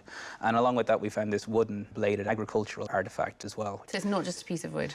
No, it's a wooden spatula, and it's used for butter and milk churning. It's the same thing. You're getting the association of agricultural practices with the auroch skull in the placement at the edge of this platform. I mean, these are the earliest farmers, aren't they? This is early Neolithic. This is the beginning of farming in Britain. From the carbon-14 dating that we've just recently had back, we're looking at it to be about 3,500 BC. So that's really early Neolithic. Very early, and that's from the lowest phase of the trackway, so the very first phase of trackway. And when we're thinking of this time period, we're always kind of drawn to Stonehenge, just because that is such an obvious feature still in our landscape. But it's quite curious to see that there were things like this that have been forgotten about. Stonehenge is famous for its kind of lifespan. Now, what we can tell from this site in particular is that it has a similar lifespan. Outside of our site, from the surveying that we've done also, we can see there's a much larger sequence of monumental activity in that whole valley side, which is prehistoric. It's something that those people and their descendants have kept coming back to for thousands of years. This astonishing site reveals that our prehistoric ancestors came together to build a spectacular water feature and returned here over more than 1,000 years. But unlike Stonehenge, this monument was flattened and lost until now. It's still early days, but the Woodbridge site looks set to become the stuff of archaeological legend. We cover many exciting digs on this series, but in fact, the excavation is only the start of a long journey of discovery. Once finds and samples are retrieved, they're sent off to labs for conservation and analysis, a process that can take weeks, months, sometimes even years. And for this next dig in Silchester, it is only when the samples arrive in the lab that the real details begin to emerge. Field archaeologist Raksha Dave is travelling to Portslade to find out how post-excavation work following a Silchester dig is making sense of Britain's lost landscapes. For the last 2 years, Southern Water have been laying a 10-kilometre pipeline, cutting through town and country, and they paid Archaeology Southeast to monitor their work. As they dug the areas where the pipes were to be laid, they found prehistoric henges, Roman settlement and burial, and RAF bases from World War II. But most intriguingly, they have unearthed a buried medieval village. There are an awful lot of buckets here. Yeah, absolutely, yes. So these are just some of the hundreds of samples that we've recovered from the village itself. They are soil, basically, from archaeological deposits, like, for example, fills of ditches and pits. So you've got a plan here. As they excavated along the line of the future water pipe and uncovered the footprint of the lost village, they mapped the details. So you can see there's boundary ditches, there's post holes relating to structures. To access this time capsule of medieval life, they've dug up entire sections of the ground and brought them back to the lab. The clues to the people who lived in this village are hidden in the soil. But first, they need to get rid of a lot of mud. Good grief.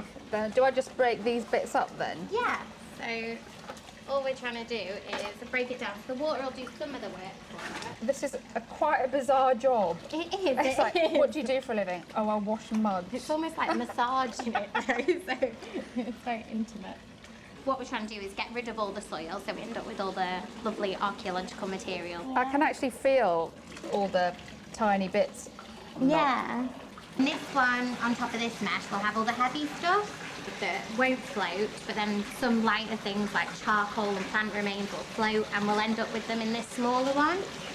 The large tank at the top will catch stone, tile and metal, and the small mesh below it catches lighter plant remains. So how do you then use all of this information about this organic remains to paint a picture of village life? If, for example, we have a sample with lots of charcoal in it, it could be from an oven or a kiln. We can identify certain types of charcoal as being fuel wood. Yeah, so you can see where they're selecting certain types of trees to burn, or if they're avoiding any, whether they're cutting down trees to use as fuel, or whether they are just picking from the forest floor. It just amazes me that how much information you can get from such a tiny piece of charcoal. Extracting all of this information requires an expert eye, so they are passed to archaeobotanist Angela for analysis. Gosh, this is quite painstaking stuff. And then I listen to music when I do. These innocuous bits of seed and charcoal can give us an intimate insight into the everyday lives of the people in this village. Germinated grains showed that they were brewing ale. The charcoal shows us where they were cooking, and the cereal can tell us about the bread they were eating. In medieval times, both wheat and barley were used for making flour because wheat was a bit of a high-status cereal, so not everybody could afford to eat bread that was made entirely out of wheat. After all of these samples are sorted and analysed, the team will be able to work out what people were doing in different parts of the site. And the larger finds from the excavation are providing intriguing clues to the village's fate. Where has this material come from? Well, all of this tile has come from a spread that was overlying one side of the best preserved house that we had on the site. We know that there are 2,000 fragments of tile here weighing close to 40 kilograms, and that's a significantly large amount to get from a single feature. Tile was a valuable resource and often reused. Such a large quantity left untouched after the building's collapse suggests that the entire village was abandoned. So it's literally collapsed down and all the tiles just spread onto the ground? Where it drops, yeah. The fabric of this particular tile is quite distinctive. You can see it's got quite large flint inclusions. And we can say that it's between 1150 and 1350 AD. This medieval date gives an important clue as to why this village disappeared. But that's a classic feature of the deserted medieval village in the mid-14th century, where you just get, obviously, massive depopulation. You're going through a cold phase that hits around the time, the so-called Little Ice Age. That has a knock-on effect with, like, an impact on food, on harvests. You've got the Black Death rolls in around that time.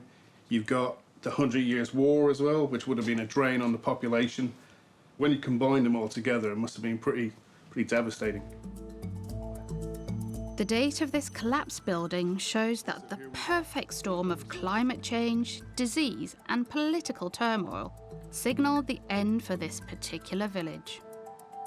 It's early days, but it's likely these buckets of mud hold many more of the village's secrets for the archaeologists to uncover. Our next site takes us to the village of Great Wellnotham in Suffolk, where a team were brought in to investigate a small field ahead of a housing project, because evidence of Roman activity had already been found in the surrounding area. This dig is making us question Roman burial practice in Britain. When it comes to the Romans, a fort or a villa looks very similar whether it's in northern Africa or eastern Britain. So archaeologists often half know what they're going to find even before they start digging. But some sites defy all the expectations. When the team arrived on site, they found evidence of burials. There's nothing unusual about this, but it meant the site had to be fully excavated. 5 weeks in, they make what seems to be a gruesome discovery. So I've got a child between about 4 and 8 years old. And he's what we call a deviant burial, which means it's been placed in an unusual way or buried in an unusual practice. You can see the head has been removed from where it should be and is in between the legs. So we've got the arms coming down like this, the 2 legs on either side which are spread, and the head right in the middle. There are examples of strange burials like this, decapitated with the head rearranged, from other Roman cemeteries, but they're rare, and we don't know why the dead body would be treated in this way. As the dig continues, there are plenty of more normal-looking graves, so it looks like the deviant burial is a one-off. But it isn't. So far, I'm uncovering this grave where we have this skeleton, possibly deviant. We're not entirely sure yet if the skull belongs to the skeleton, but I believe it could be from this skeleton because by the pelvis and by the skull, it seems to be female. This burial is even stranger than the last. So we also have feet, but they do not belong to this skeleton, so it's obvious that we have several redeposits on the same grave. This body appears to have been buried with an extra pair of feet, which must have been removed from their owner, fully fleshed. Over the next few days, more deviant burials emerge. We're missing the top vertebrae from over here, so it's very likely that this skull does belong to this individual, and we've got clear evidence of decapitation having occurred on site, so we've got yet another deviant burial. We have another presumed decapitation where the head has been placed underneath the lower limbs. And we have Brunner excavating our 17th decapitation burial. This is actually the 17th out of 32 which show deviancy in the form of decapitation, with the head out of its correct anatomical position. Well over half of the people buried in this cemetery have been decapitated, and even more peculiarly, several have extra body parts with them. This is a large number of deviant burials for a single cemetery. So what does it mean? I've asked Rebecca Redfern from the Museum of London and lead archaeologist Kerry Bull into the lab to help solve this mystery. I suppose what's absolutely crucial to understand about this, we talk about decapitation, but what we need to try to understand is whether that is somebody being beheaded as the cause of their death, or whether actually they're already dead and you're removing the head of a dead body. I think in this case, with this particular woman, I think we're fitting more of a funerary ritual rather than as an execution. I mean, the cemetery is very strange. Yeah, So, I mean, what we do seem to have all of the decapitation burials, they have purposely moved the head from anatomical position, and they tend to have it in the lower limb area, so it seemed to have been important to them to remove that head and put them somewhere else, whereas normally with some sort of execution burials, all you need to do is chop off the head and kill them. I mean, I think this is obviously part of a culture where if this is happening after death, this is just what you do with a dead body, and it's kind of assumed in the same way that, you know, what we do with dead bodies now is cremate them, grind them up and put them in a pot. And there's not necessarily thought going into that process every time. But where do you think it comes from? What's the motivation? It's really interesting because a lot of the time, a lot of the decapitation or even prone burials, so people are buried face down or in unusual positions, they're covered with stones. And so we think that is like definitely we are making sure you never come back. So can you tell anything about this other individual here? I mean, this lady appears to have experienced quite a physical lifestyle. If we look at her elbow joint, it's very shiny. So it's lovely and shiny, Look like ivory, doesn't it? So she's lost all the cartilage there. Yeah, in her elbow and then again in her wrist at the bottom of the ulna. Yeah. And then her finger phalanges, one appears to be broken and one appears to be infected. And there seems to be a little bit of joint disease as well in her skeleton, and all of the maxillary teeth have been lost for quite a long time because it's all pinched back together, and it's made her face look very kind of caved in. It's not something that I would really expect to see because she doesn't appear to be that old. Do we have any idea who these people might have been? You know, where they stood in Roman society?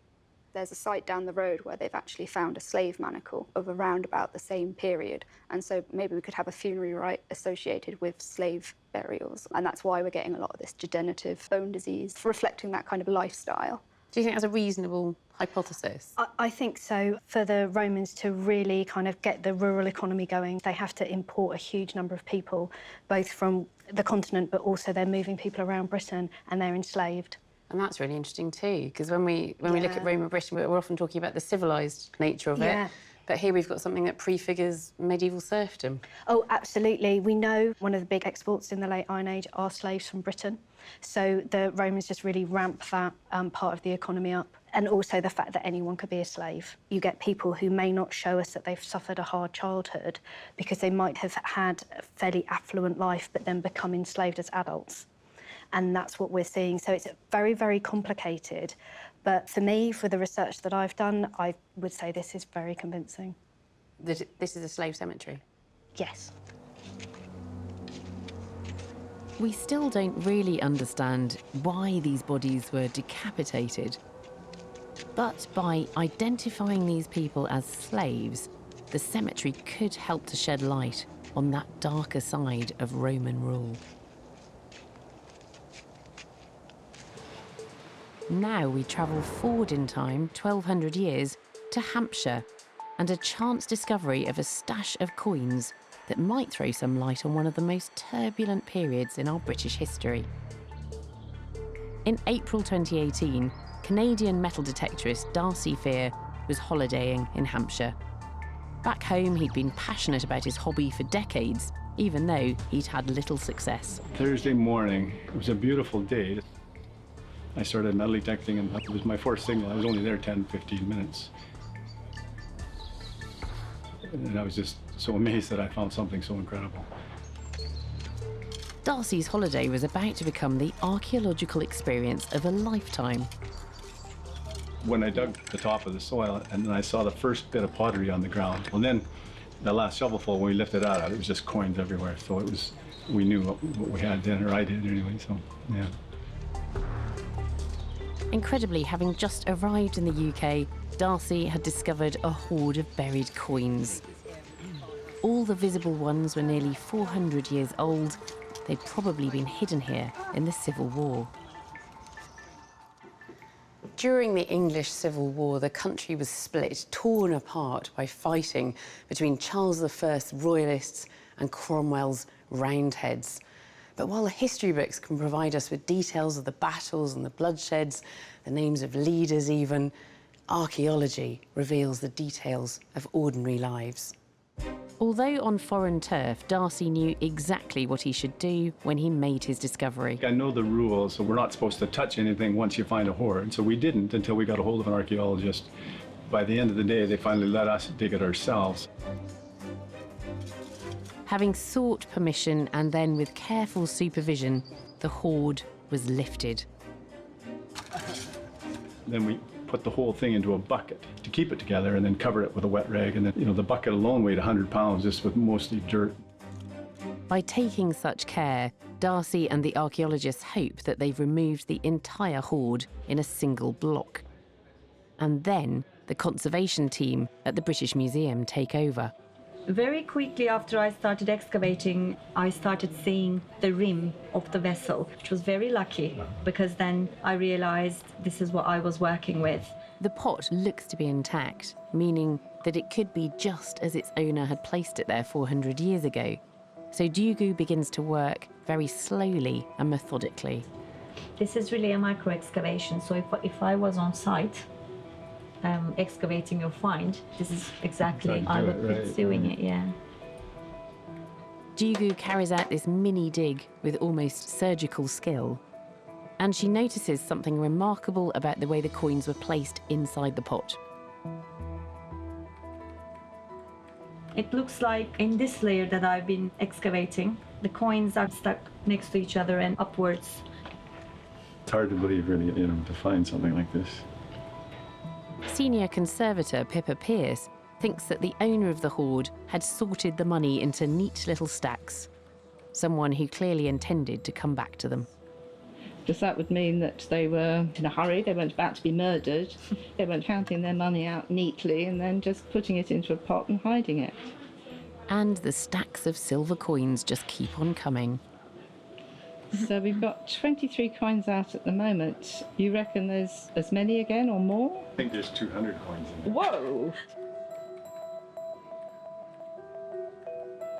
The coins are in great condition despite being in the ground for so long.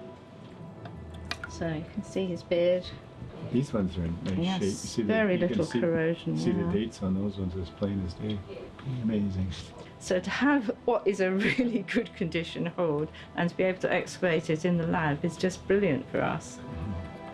So why did this person bury their wealth? I'm speaking to British Museum coin expert Barry Cook to find out more about this incredible hoard. So we've got Edward VI all the way through Elizabeth, James, through to Charles. What's the time depth there? We have 100 years, pretty much, of English monarchy. Yeah. We could have had older coins, except that Henry VIII debased the coinage and left it in a terrible state. So it was up to his children, Edward VI, Mary and Elizabeth, to try and sort that out. Edward and Mary both issued good silver coins, but they didn't get rid of the terrible stuff. Elizabeth came in and got rid of all the bad money. Yeah. So Civil War hoards, the oldest coin will often be an Edward VI or a Mary coin. Yeah. I mean, it seems quite extraordinary to us today, I think, to imagine that people were still using coins that were 100 years old and they were still, Yes, you're too they were young. still You're currency. too young. I can remember Edward VII coins when I was young, with pre-decimalisation. Yeah. The coins didn't change. And you don't withdraw the coins because the ruler died, you keep them there. So, who else have we got? James I. There are some coins that have dates on, but most coins of this period do not have dates on. Oh. But the mint organised its production by putting a little mark on, so Yeah. we can date those. And then finally... Charles, this is a nice shilling of Charles. He's telling us this shilling. It says 12 for 12 pence. Yeah, so he's the last one. He's the latest one in the hoard, and the hoard ends with a lot of coins of his from one particular mint mark, which is called triangle and circle, because obviously it's a triangle inside a circle. And that was the mark that was being used between 1641 and 1643. Right. And that's really important, because in 1642, the King leaves London, the Civil War starts. Yeah. So this is the coin issue being produced as the Civil War is just beginning. Yeah. And you get a lot of coin hoards that end at this time, so everyone is hiding their money. And is there anything else unusual about this? I mean, the scratching out of faces seems to be quite odd. Is that something we often see? Yes, to a degree. It's not every hoard has got these scratches, but enough of them do for it to be a serious phenomenon of the period. Yeah. We don't really understand why they did it. And this hoard is typical in the sense that most of the scratch coins are shillings, and most of the scratch coins are Elizabeth. So if you would imagine if there was a political motive during the Civil War of scratching the King's face out, it's going to be Charles, it's not Elizabeth. Elizabeth was viewed as in a more positive light. She was the comparison against which the Stuarts failed. Yeah. So what is the explanation for these scratches, then? I'm inclined to think there is some sort of practical explanation. You might just be keeping track. You might be accounting them. It might be the top one in the pile. It could be something like that. Who knows? So with a coin hoard like this, sometimes with earlier coin hoards, we're left wondering whether perhaps they're votive offerings or people burying their wealth at this point. This is pure hiding your economic wealth and hoping to come back to it. Yeah. We're in the point where England is collapsing, disintegrating, and people are hiding their coins, hiding everything they can get and putting it in the ground. And generally speaking, the hoards are found across the country where the two sides are meeting. Right. They sort of sweep down into Down Yorkshire and through the Midlands and where the King's headquarters was into the West Country where the two armies were always meeting. They do reflect how the war was working. They reflect that clash. Yeah. Yeah. And in terms of the wealth that was buried here, can you give me an equivalent? It's £13, 4 shillings and sixpence. Yeah, which doesn't sound like a lot today, but how much was it then? But that's very easily an annual salary of a worker. Yeah. They used to say that Elizabethan gentlemen should be able to live off £10 a year. Right. We're a bit later now, but you know, £13 is a good income for pretty much anyone who wasn't a gentleman or a really rich trader. Yeah. So in that pot, we've got a small fortune. Yes, so we have somebody's annual wages. Yeah. And they never came back to retrieve it. Something happened. Next, we travel to Coldingham, right at the English-Scottish border, in pursuit of a powerful but forgotten Anglo-Saxon princess. This site lies just across the water from the famous Lindisfarne Abbey. Lindisfarne was founded by King Oswald, who is still famous today for transforming Britain into a Christian country.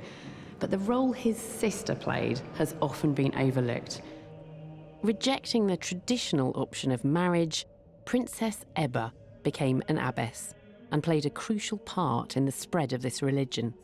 But the precise location of her monastery has proved elusive.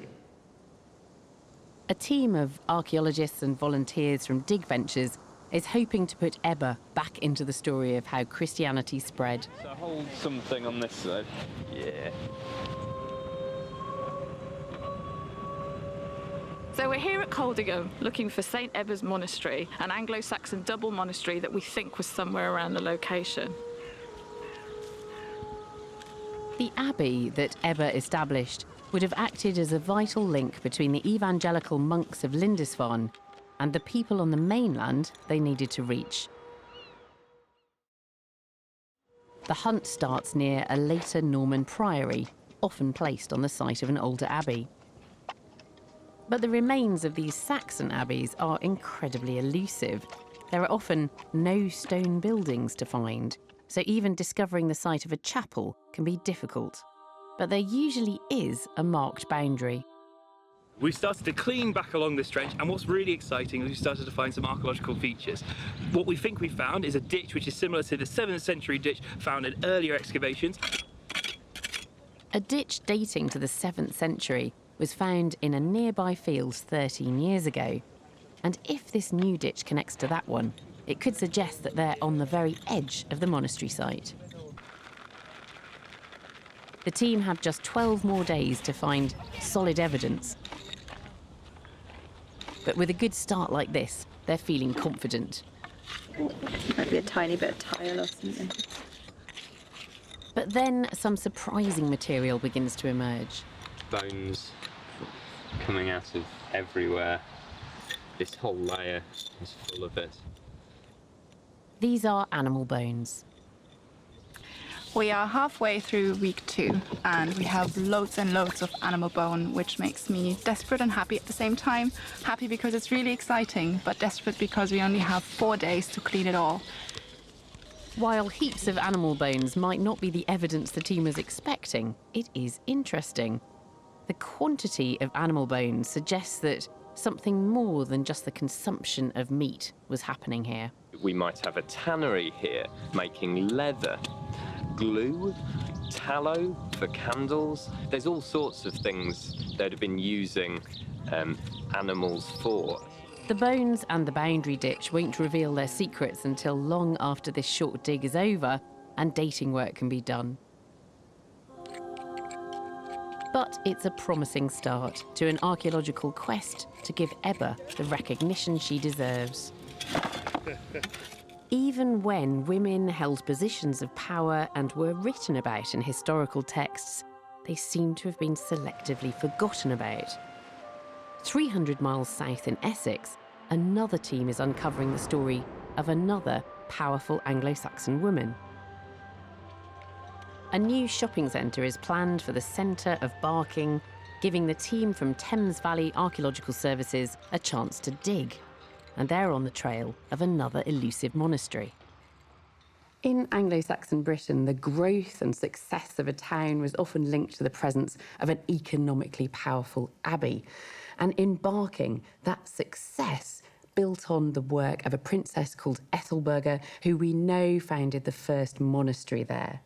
Our next dig is providing tantalising evidence of Saxon occupation, industry and trade, which is probably linked to her abbey.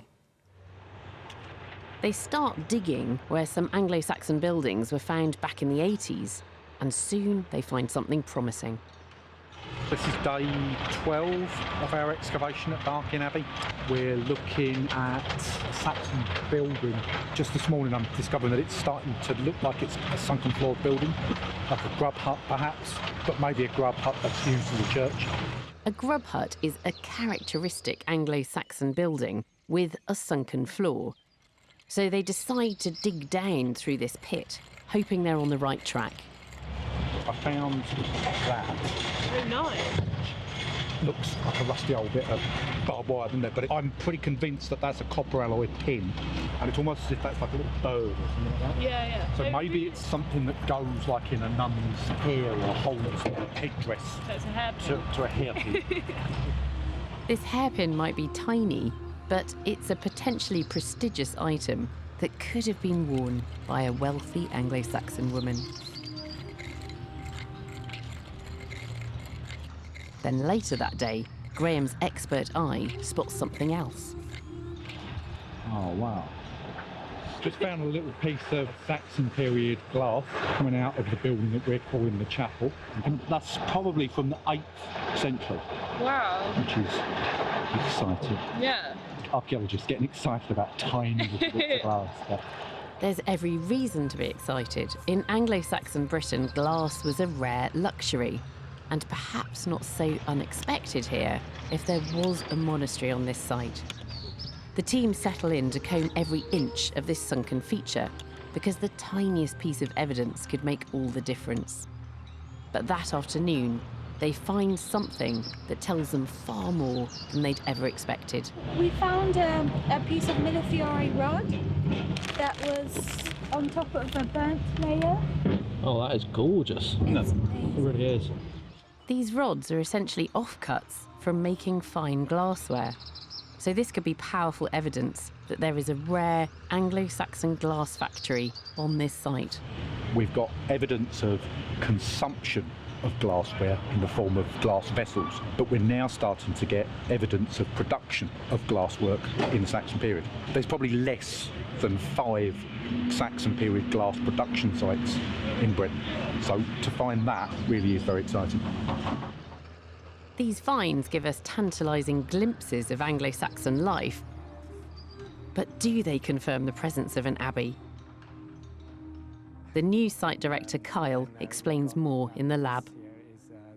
We saw some film of uncovering a grub hut, a kind of sunken floored building. Do you think was it a chapel? Unfortunately, when we got to the bottom of this supposed sunken feature building, we found some plastic lining.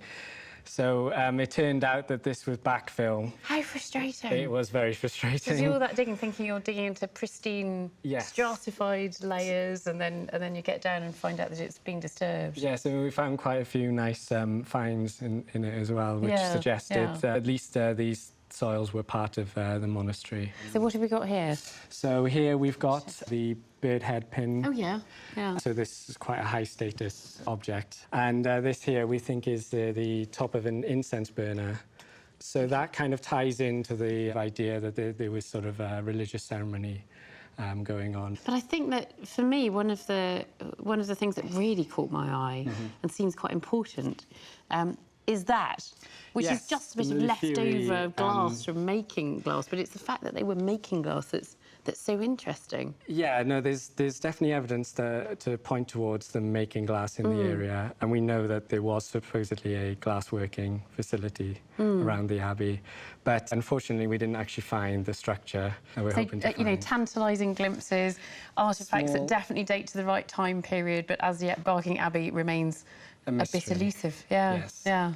So they have the right finds at Barking, but no monastery. At Coldingham, it's the opposite. Few finds, but possibly a monastery boundary. I've asked Manda Forster into the lab to explain her findings. So is this your plan from this year? Yes, so can you these are talk me through it? It's quite complicated. What we're focusing on here, really, in terms of our Anglo-Saxon monastery and looking for Ebba, is this feature here that comes through. So you think that's the ditch? Yeah, that is the ditch. And hopefully we'll prove it later. But if you imagine zooming out, where I'm standing, I'm pretty much in the priory grounds. Yeah. And this is the perimeter. And this is the perimeter. It's if we could establish that what we do have here is the Valum ditch, and we can start to pull together some more of the evidence that we've seen. If we've got the dates in the right places and we've got small artefacts, these really start to point towards this as being the monastic community for Ebba's site. And actually, it's the ditch that's ditch, more interesting. The small ditch that was really quietly empty, but with environmental deposits. And that's the thing. I mean, what you don't always get on an archaeological site is tons of material culture, loads of finds that really point to things, and lots of shiny stuff. I mean, sometimes you do just find soil and cuts and features. Yeah. And how important do you think this monastery and Ebba herself was to the spread of Christianity through in this Britain? area? Yeah.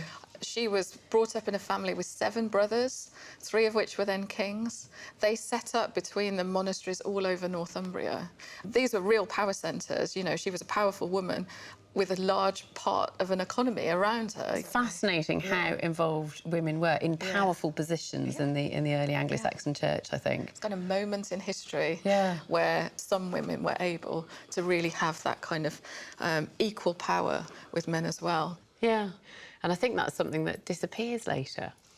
Yeah, certainly by the establishment of the Norman religious communities, women can no longer go into the shrine of St Cuthbert, which was around the Norman time. Yeah. So within a really short space of time, you've got women that are powerful enough to be able to set up monastic communities and to lead and to have this kind of really strong economic position in a society. And then within a couple of 100 years, they can't go into a shrine anymore.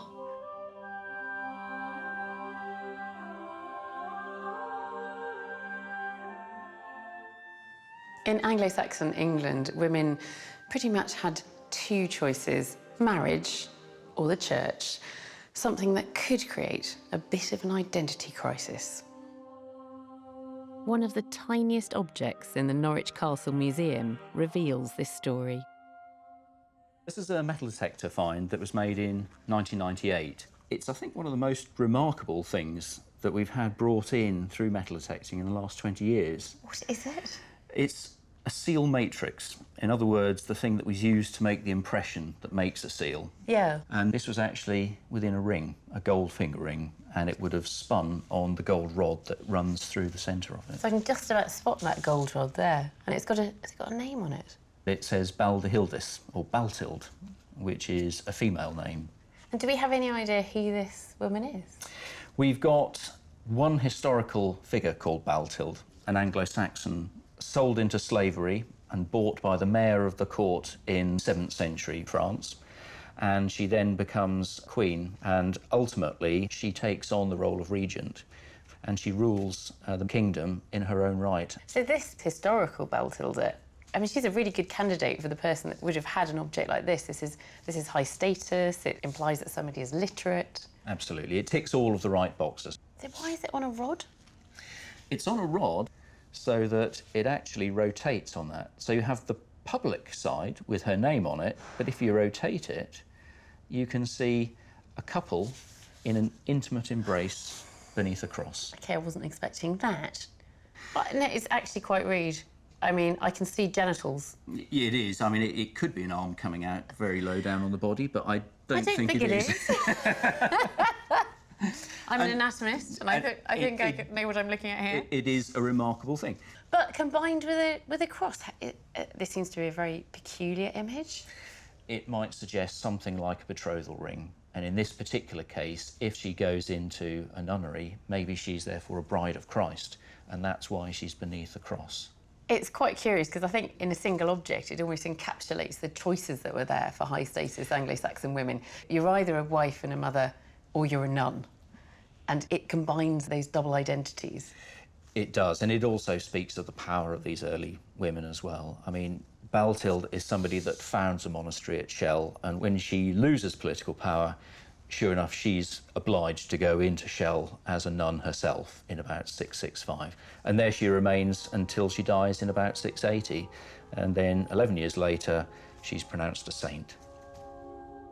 Archaeology can reveal entirely new information about our ancestors, as well as giving us a tangible link to people whose stories have been largely forgotten.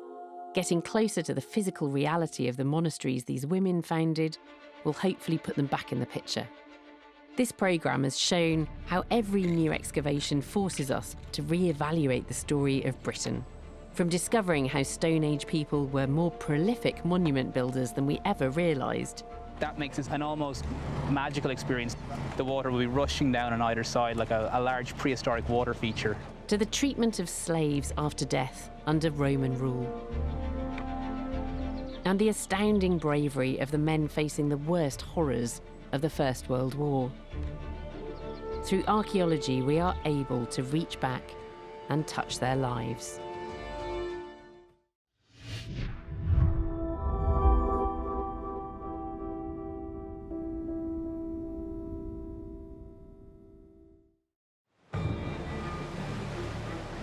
"2,000 years ago, Iron Age Britain was on the very edge of the known world. We've been told it was a wild and inhospitable place, untouched by civilization. Our Iron Age ancestors were primitive, warlike, hard-drinking, and they practiced strange, barbaric customs like headhunting. Now, this is not a picture painted by our ancestors themselves. They left us no written records. Instead, it is the description we get from the people who came to conquer them, the Romans, and it looms large in our imaginations. But now archaeologists are challenging that view of life in Britain before the Romans. We suppose it's always the Romans who invent these things, but there it is. And their dig diaries are capturing for us all their extraordinary finds. We discover that Iron Age hill forts might not be forts at all. We dive into a loch's cold waters to reveal the impressive skills of Iron Age builders. Oh my gosh, wow, how exciting is that? And at the heart of this Digging for Britain special, we get exclusive access to a newly discovered and truly spectacular grave. It sheds light on everything from our Iron Age ancestors' engineering prowess to their spiritual beliefs to how they like to stage a celebration. I'll be in the lab where archaeologists will bring in everything from metalwork to human remains. And archaeologist Raksha Dave will use the latest scientific techniques to examine these finds and unlock the secrets of pre-Roman Britain. This is absolutely extraordinary. This is helping us to tell a very different story of life in the Iron Age. Welcome to Digging for Britain.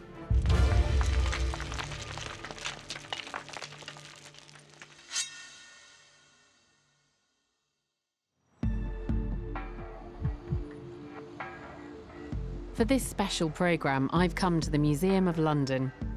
It's a fitting place to explore the real legacy of our Iron Age ancestors. The Romans founded London or Londinium, and this wall marks the boundary of their new city. It was from here that they set out to tame the British savages, to bring them firmly under the imperial yoke.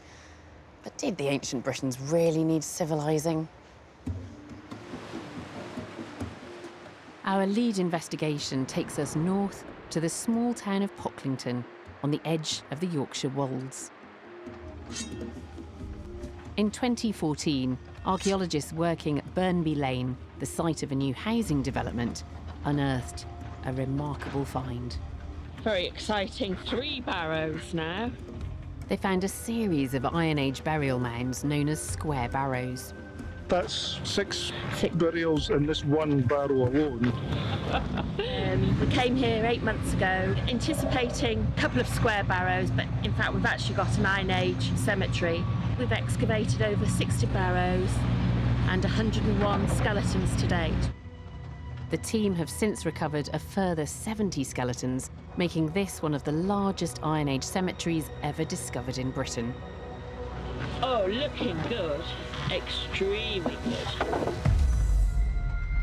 But in the spring of 2018, a mile down the road, the team made an even more sensational discovery.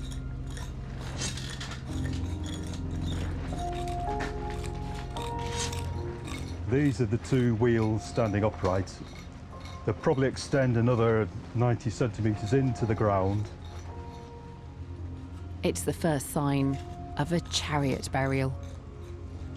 Usually they're totally dismantled, the wheels are laid flat, all components are taken apart and laid within the grave. This one is as if it's up and ready to go, really. This is only the 3rd fully assembled chariot burial found in Britain. A chariot was the Iron Age equivalent of a sports car and a tank at the same time, and the team have just uncovered its driver. The chariot also has a passenger compartment, rectangular stain of darker soil, and within the passenger compartment, Martin's cleaning up the human burial. But the discovery of 2 animal skeletons transforms this already unusual burial into something completely unprecedented. What makes this one special is the chariot attached to these 2 ponies. To have a chariot with horse burials is almost unheard of. You can see at the front here, we actually have the leg of the horse going down vertical. This is the only example we know of in the UK that has upright horses. Archaeologists have never discovered such a complete chariot burial as this. It's a once-in-a-lifetime opportunity, and what we can see here is one of the most dramatic burials we know of from this area in the Iron Age. For us, this is the most significant chariot that we've excavated, and it's changing our outlook and perception of the Iron Age. This chariot burial is one of the most exciting Iron Age discoveries ever found in Britain. I've invited site director Paula Ware and Iron Age expert Melanie Giles into the studio to find out what the contents of this burial reveal about life in the Iron Age. Paula, this really is an incredible find. I've never seen anything like it. I know, we were really surprised. 2 upright ponies, chariot, and the skeleton, just amazing. And the poor ponies have lost their heads. They would have once been up in the barrow, and that's been sheared off by the plough millennium ago, probably. But your average Iron Age burial is very simple, often no grave goods at all. And where you do get them in that Burnby Lane site, they're delicate and they're nice, but they're quite simple. Little bow brooches with a little foot that would have had some decoration on it, a little red glass bead on this tiny one here, and occasionally some very exquisite little glass beads, like this one. This one has a lovely kind of spiral design on it. But they're low-key, so when we see something like this, it really is stand out.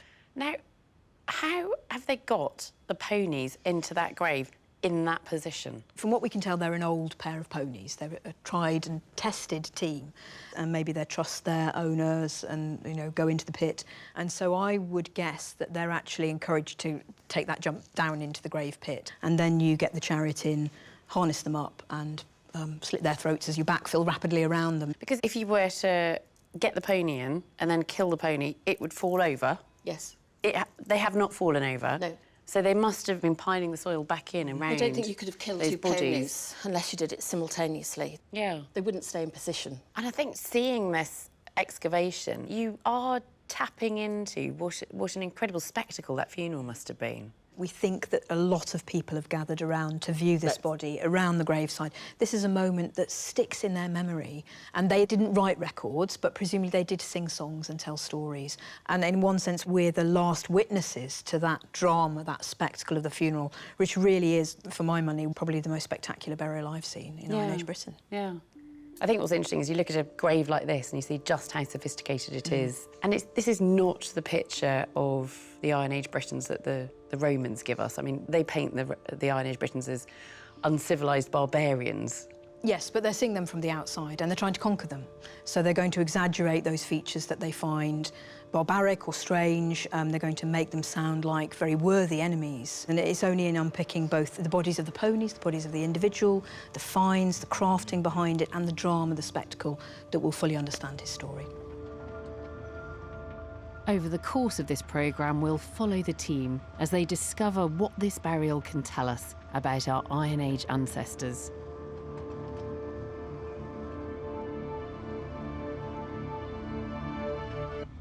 Of the 25 chariot burials found in Britain, 23 have been in East Yorkshire. It looks like the signature of a single tribe. The landscape of Iron Age Britain, divided up amongst tribes, was culturally diverse. But another culture was advancing across Europe as the Roman Empire expanded. Wherever they went, they took with them a common language and a unified culture. So for the Romans, the rich and varied tribal culture of the ancient Britons represented not just a challenge, but a threat.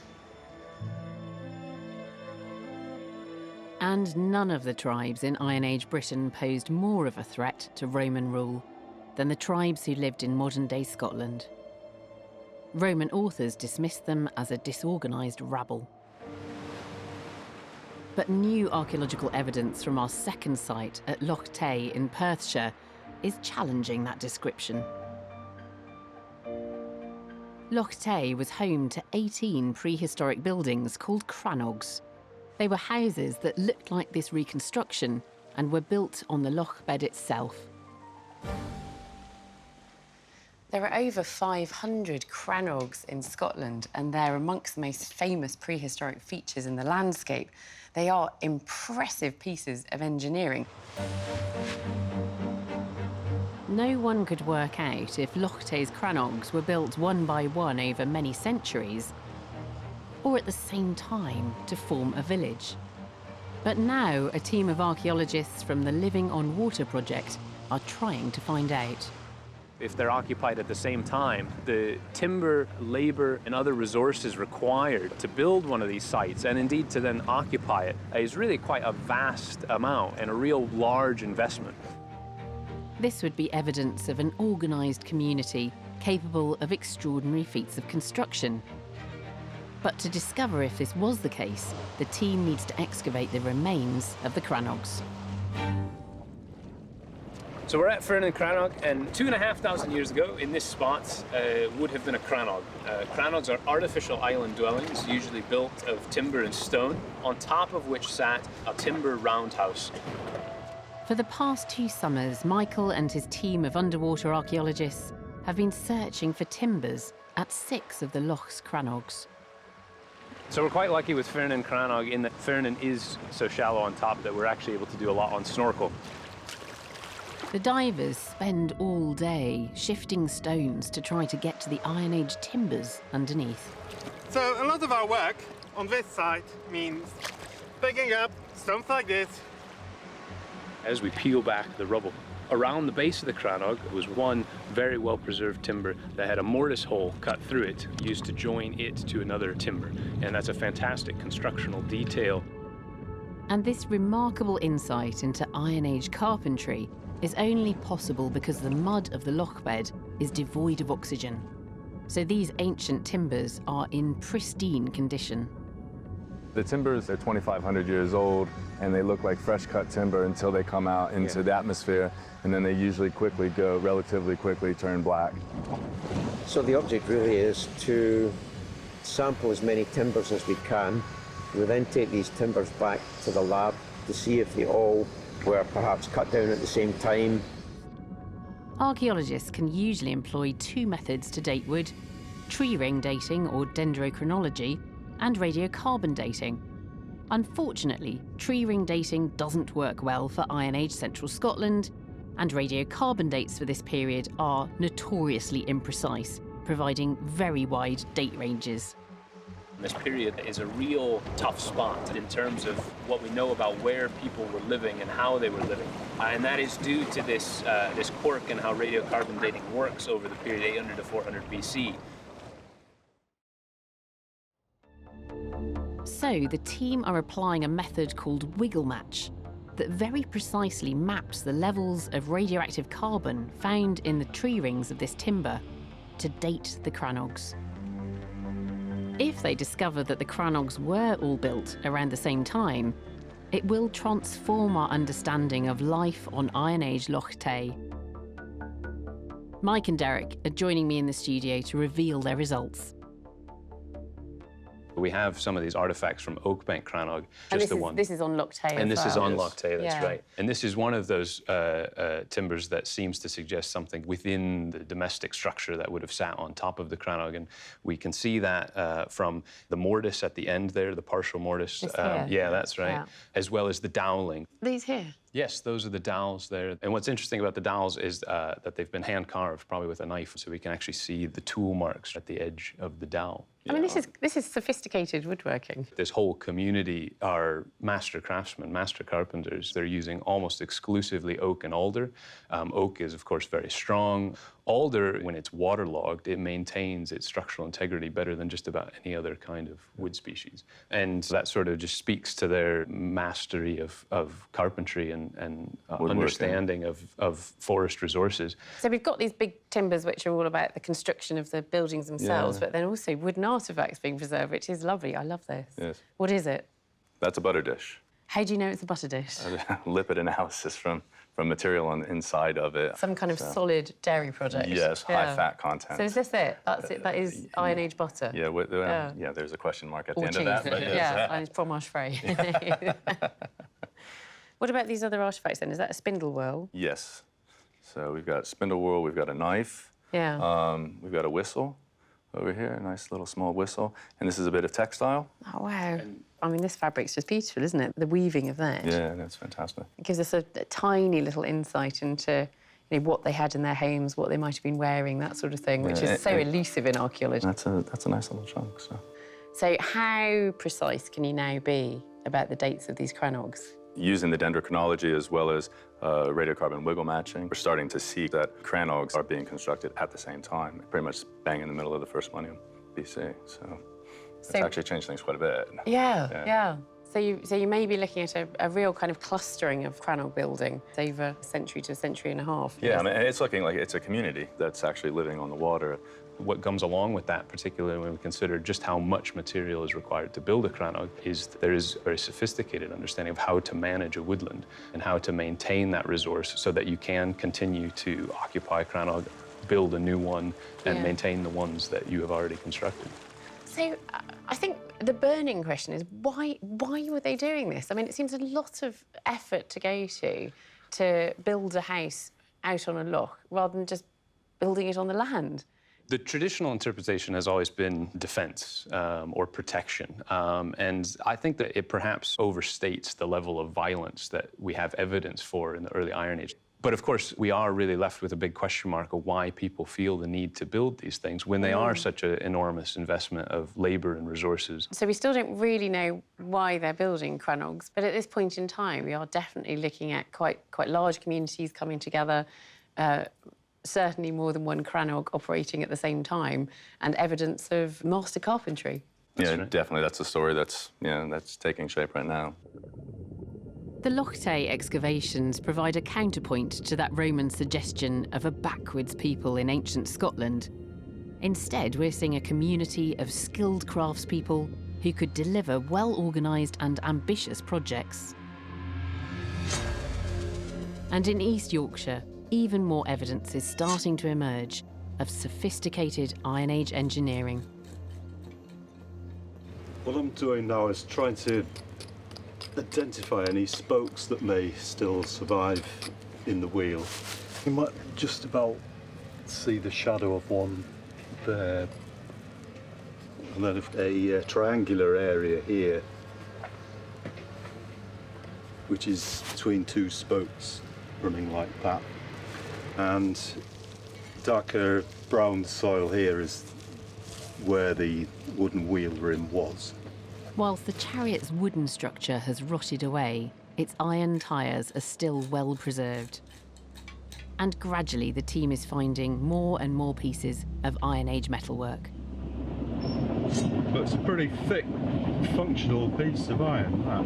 And then this small ring attached to the side of it, what that does is lock the whole wheel together. It fixes the hub to the axle, which is sticking through the end there.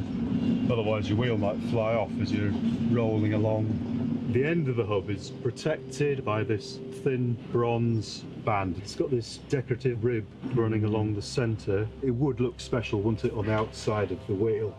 By week 10, the tyres are ready for lifting, and it's conservator Mag Felter's job to get them out without breaking them. So today we're dealing with the western wheel.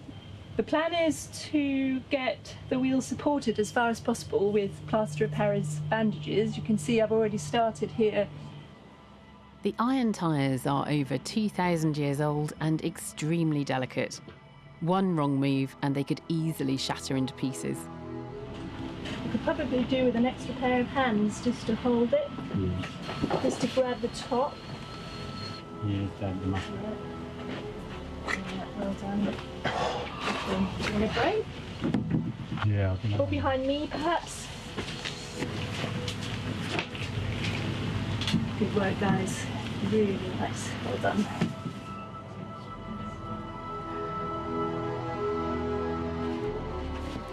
The wheels were forged as continuous rings of iron, evidence of consummate metalworking skill.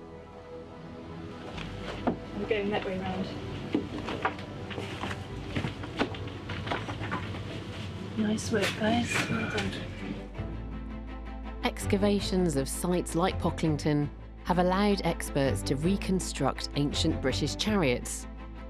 To find out more about how these vehicles were made, I've invited chariot builder Robert Herford and archaeologist Peter Hulken into the studio. Robert, this is a wonderful little model of an Iron Age chariot that you've made here, and I think it's fascinating to look at how it's put together. Are you going to demonstrate how you attach the yoke onto the pole here? Well, yes. They must have used, as the ancient Egyptians, they must have used rawhide. It has this lovely way of when you've put it on and left it to dry, it becomes like that. Yeah. And it shrunk a little bit. And it shrinks a bit, yeah. Yes, and it's stiff. And Go on then, you're going to tie that on? I'll try. And then we've got other joints here. What's that? That is a British linchpin. So this is the linchpin just here. So this is like once you undo that thong, that's quite a neat, quick-release mechanism to take the wheel off the axle. And it's an amazing bit of metalwork, isn't it, Peter? Well, this thing is quite extraordinary because what you're looking at is the ability to use two kinds of metals together. Yeah, I mean, the bronze is unnecessary, really, isn't it? The iron will do the job. This is demonstrating real showing off. This is the bling of the Iron Age, if you like. But the iron alone, if you look behind you and look at the tyre, to make the iron for one of these vehicles takes about 300 person days. And burying one of these things would be the equivalent today of somebody burying their Mercedes. So these are really a demonstration of the power and prestige of these people buried with these vehicles. Have you finished tying this on? Well, I'm getting to a point where when this lot's shrunk a bit and gone hard, it will be a nice stiff joint, that. You get a great strong but flexible joint then between the yoke and the pole here. So it's better than a bolt, really, isn't it? Yes, it's certainly a lot better than a bolt. So, Peter, do you think that Iron Age people were using vehicles like this to move around the landscape?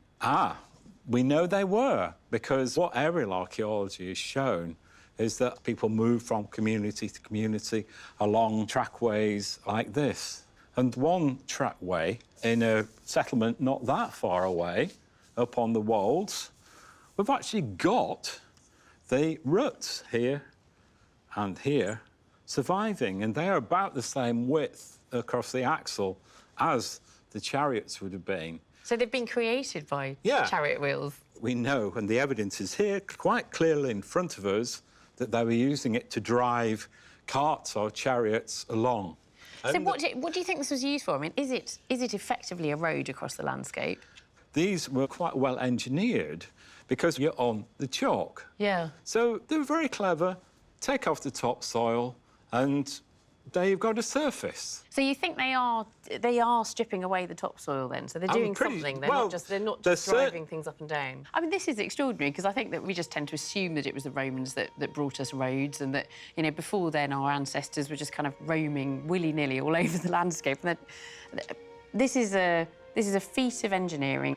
Yeah, and what is quite incredible is there are hundreds of these interconnecting communities in the Iron Age. It was not a kind of woodland of wild people.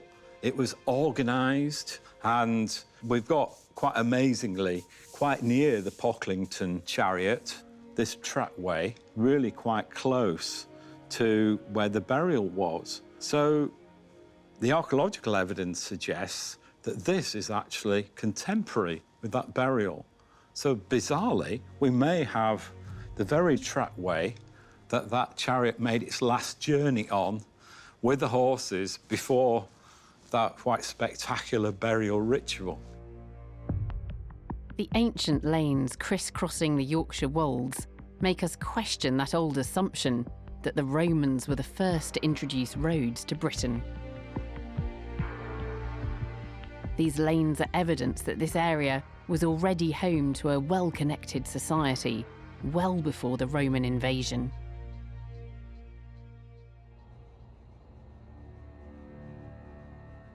But how far did these people travel?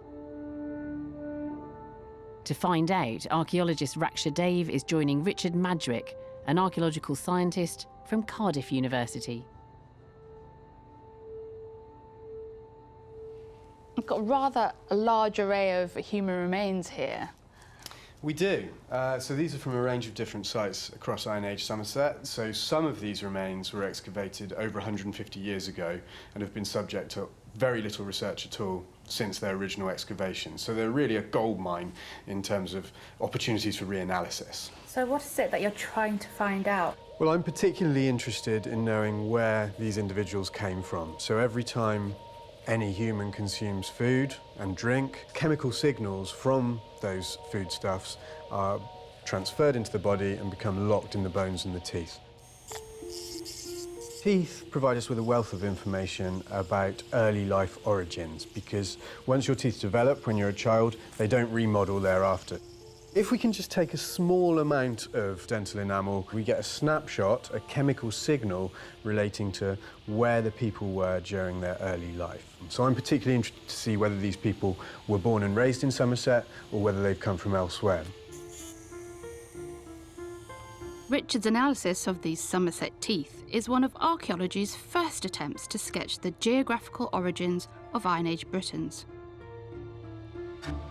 This is the grand reveal. These are your results of what you have so far. Yep, these are our first results from the humans from Iron Age Somerset. And you can see most of the data clusters around the middle portion of the graph, and we'd assume that the vast majority of those people are local to the West Country or to southern Britain, but we do have some very clear outliers here. What are those two doing up there? Their oxygen values are markedly higher than the rest of the data set, and I think there's a very, very strong chance that they are not from Britain at all. And even these three individuals here sit outside of 95% of all humans that have been analysed from Britain of any period. So they really, really are quite exceptional. That's extraordinary. So where do you think that these individuals are from? It's difficult to pinpoint it, but the Mediterranean is an option. Northern Iberia is a possibility as well. It's really transforming our understanding of Iron Age society in the West Country. I've only analysed 38 individuals, and it looks like 5 of them, which is quite a high percentage really, were not raised in Britain. So it's suggesting that it was much, much more diverse than we would have thought. Richard's research is groundbreaking and, combined with the Yorkshire trackways, suggests that people could travel long distances in pre-Roman Britain.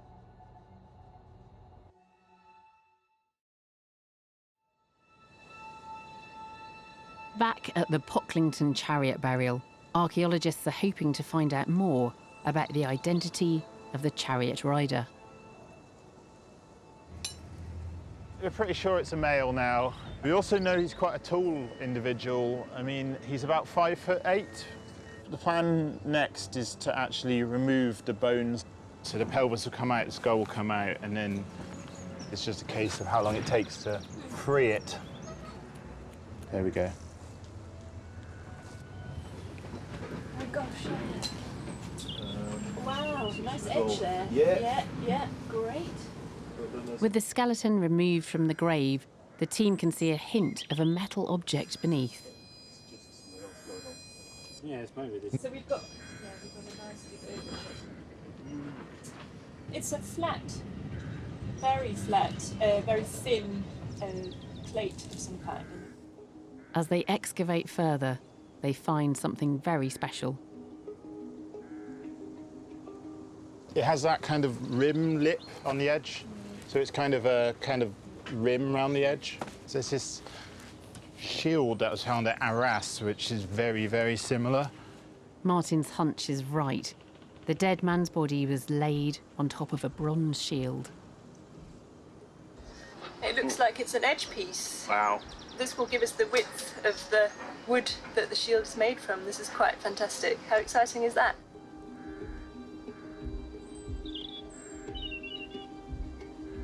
You've got the boss of the shield dipping down. You can see the edge of it here. We would have a wooden part of the shield in this area fastened in place with rivets here. We have quite a complex structure. You can see a plate here, and then you've got a sort of outer circle as well in this area. They don't find a sword or any other weapon in the grave. But could this shield be evidence of a powerful warrior, a figure to match Rome's stereotype of a war-mad Briton? I think it's quite moving that this is the remains of this man that was buried with such pomp. Yeah, it is, Yes, isn't it? It is, it really yeah. is. Yeah. So he looks old. I mean, these are not the bones of a young man. He's got a lot of wear and tear to the body, very few teeth left. This is a man when he smiled. There were no teeth there. Yes. So he's quite a characterful figure, I would say. And his fingers are interesting. So where the ligaments attach that keep your tendons in place, we've got all this extra bone growth. There's a ridge of bone on each side. And it's very tempting, isn't it, to say, well, he is a charioteer. It's rain work. All of that rain work. And do you think he would have been seen as a warrior? I mean, is a chariot an emblem of a warrior? I think the chariot is so much more than a weapon. It can be a weapon, but it's a weapon usually, even the Roman authors tell us, of intimidation. But it's also a stage for oration. It's a very dramatic way of arriving in a village if there's a dispute, to command people or persuade them, perhaps, that they should resolve their differences. So he might be seen as quite a powerful peace figure, you know, who's somebody who's able to mediate in disputes. But the shield does speak of that martial culture, but the shield, I think, is there to remind us that his time for being a warrior is over. Yeah, I agree with you. Yeah. He's a defender of his community, and if need be, he can use all his power and his connections to intimidate people, but his main strength lies in being able to defend his own. There's a lot of wear and tear. There are injuries. But there's nothing that's obviously a weapon injury here. No, there's nothing to say that there's a blunt force trauma injury. We know amongst these communities there are lower rates of sharp force, penetrating violence from blades like swords or axes compared with many other regions in Britain. And that, to me, is a puzzle, because on the surface of it, you look at the chariots, the swords, the shields, they look like the most martially obsessed group in Britain, and yet violence is lower. And I can't help but think that's because actually they're quite successful at doing a lot of posturing, swaggering, bravado, but that is quite effective at keeping the actual bloodshed at a lower level. The archaeologists lift the shield ready for conservation. 3, 2, 1. But with no signs of violence on the skeleton, or evidence for an especially violent community, was this shield more than simply a weapon of war? One of the biggest traps that we can fall into in archaeology is assuming that a particular artefact has a simple, single explanation. A spear is for sticking in someone, a shield is just for protection in battle. To find out more about the hidden meanings carried by Iron Age shields, I'm taking a look at one of the most beautiful examples found in Britain. Jackie, this is a replica of one of our most iconic British Iron Age objects. It's a Battersea shield. It's beautiful. It's exquisite, isn't it? And being a replica, the lovely thing is that we can actually get very up close to it. It's the front portion of a shield. So the shield itself would probably have been of wood. And then we have these 3 circular panels with this very typical kind of sinuous designs. It is beautiful. Wow. And then we also have these 27 red glass paste roundels, each with a sort of swastika in metal. We talk about it being deposited in the river near Battersea, and that's where it was found in the Thames in 1857. We're left wondering why something ends up in the river, because it must be an incredibly high-status object. There's a lot of energy, a lot of time, a lot of metal has gone into this. I think generally because it's such a prestigious item, it's undoubtedly symbolic of power, of wealth.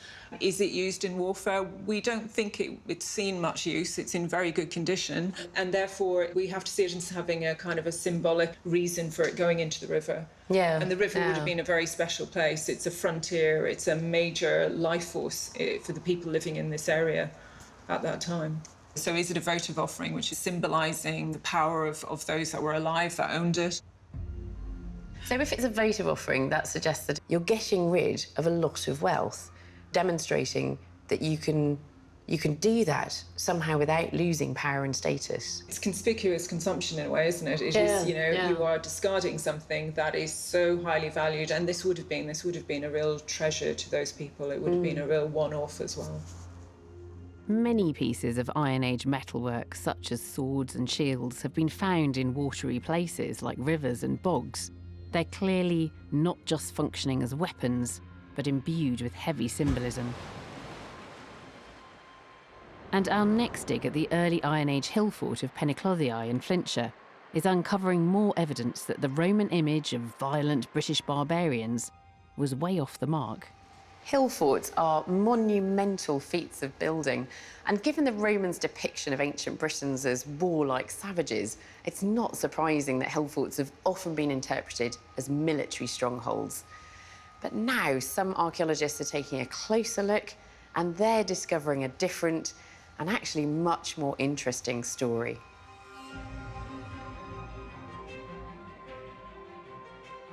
Peniclothii hill fort is huge, enclosing 19 hectares of Welsh heathland, 440 metres above sea level.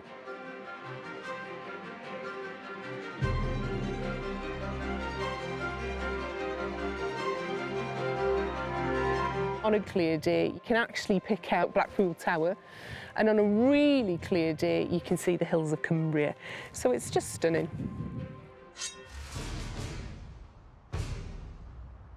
Rachel Pope is leading a team of students from Liverpool University as they excavate a cross-section through Peniclothii's stone ramparts to try to understand how the hill fort was built and what it was used for. This one. Yeah, it's definitely above that one. OK, so we're now deconstructing the rampart. Immediately beneath the grass bank lies a 2-metre-high rampart of earth and stone. And we have come across this wonderful brown clay. It's surprising evidence that this Iron Age stonework is more advanced than previously thought. See this? It's dried now, but when it's wet, this is a very sticky clay. And we've got a band of it running along here. So this is our early Iron Age bonding material, so they're actually using clay to cement these structural blocks together. And I don't think we really understood that Iron Age architecture employed that sort of agent in construction. I suppose that it's always the Romans who invent these things, but there it is.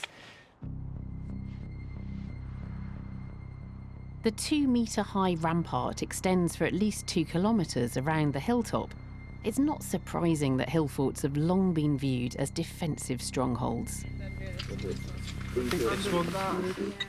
But in week 2, the students discover evidence of an earlier, much smaller structure that challenges this interpretation. So this is the phase 1 construction here. So it looks like, with careful excavation, we've actually found the earliest phase of construction of the hill fort. Compared with the later rampart, this original construction was much smaller, only 90 centimetres high. Not much use for defence. When you're excavating them, what you realise is that they're walls. It would have been a walled enclosure. This low wall opens up the question of why Penaclothiae was really built. Rachel and her team keep digging to try to find more clues. OK, so at the start of this season, this whole area was filled by a very meaty early Iron Age rampart built in stone, and as you can see, we've successfully excavated it back to natural. The only feature that isn't natural now is this stone here. It was actually chocked into position, we think, with some of these stones around it. So we're assuming this is to do with marking out, laying out the position of the build. So this is the very first event as it's happening. They're marking out around where they want to build the rampart right at the very start of the process. The team has excavated what they think are the earliest remains of the hill fort. This isn't something that's thrown up. This is a long-term, probably intergenerational construction project.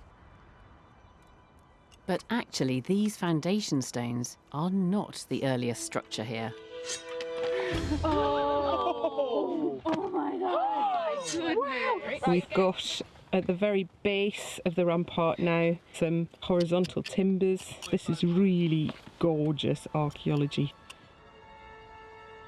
These are the carbonised remains of a hazel fence that dates back 3,000 years to the late Bronze Age. This formed an earlier enclosure at the summit of Penaclothiae. It's pretty cool. It's a burnt timber palisade, and in it we have a series of 5 burnt stumps, and the best one is there.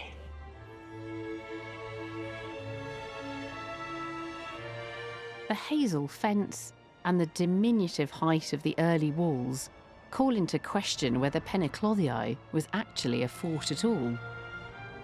We're probably not looking at enormous numbers of people living in this hill fort, really. We know they're not up here all year round because, to be honest, it's quite nippy on this August day. It's not a permanent sort of township, if you like. So we think they're actually coming from quite some considerable distance to occupy these seasonally in the summer months. I've invited Rachel into the studio to discuss her findings and how they might challenge that Roman depiction of British violence and aggression. Rachel, I think what's amazing is that you see those big earthwork ramparts that people are quite familiar with when you look up and see a hill fort. But I don't think you imagine that actually what that is a big stone wall that's kind of got grassed over time. Yeah, absolutely. But part of the struggle that we've had with interpreting these sites is that isn't really representative of how it was in the past. And right before the hill fort's built, there's a palisaded enclosure on the site here that we've now got samples from. So I've brought along some of the actual carbonised fence from the palisaded enclosure. It's burnt down. It's remarkable survival, really. You tend not to get this. So, you know, it's a bit of a find, really. And it's only after that phase has gone out of use that we see construction of the hill fort as we understand it. Yeah. And, you know, the fact that we're finding these new little details, the fact that we've got this sort of the bonding material, it's quite civilised. It's all very clever. That bonding material I found fascinating. But have we come across that before in Iron Age architecture? I think we may have done, but we've not understood that it was potentially prehistoric. So when we talked to hill fort experts, it was said, no, this you know, there's no such thing as this. And then we found it absolutely keyed into the structure of the wall itself. So we know that it's Iron Age. So, just trying to really get to grips with what they're about. It looks like a fort. It's got a big wall on it. Isn't this just an Iron Age castle? Right from the get-go, we actually thought that hill forts were Roman. In fact, hill forts are actually largely out of use by the time we've got the Roman conquest. But we start using Roman terminology, so we start calling them hill forts. We're talking about them as military architecture. Yeah. But we don't have a lot of evidence for weaponry or, you know, dead bodies. At this phase 1 here, this wall is only about 90 centimetres high. So it's only up. It's not even up to my hip. The evidence that we've got, the archaeology, is suggesting that this seems to be structured around agriculture. So the 19 hectares of Penaclodii, it's about herds, and it's about livestock, and it's about moving people probably from quite some distance and bringing them together to trade their sheep with each other or to share ideas and exchange things and, you know, start to build society. Penaclodii's walls grew larger and larger across the generations, and even though the hill fort's use may have changed over time, Rachel doesn't believe that it was built for defence. We've talked about the Iron Age and held it up as the opposite of Roman civilization. We've always couched it in terms of the barbarians versus the civilized Romans. And actually, I think the people of Britain were actually remarkably civilized before Rome.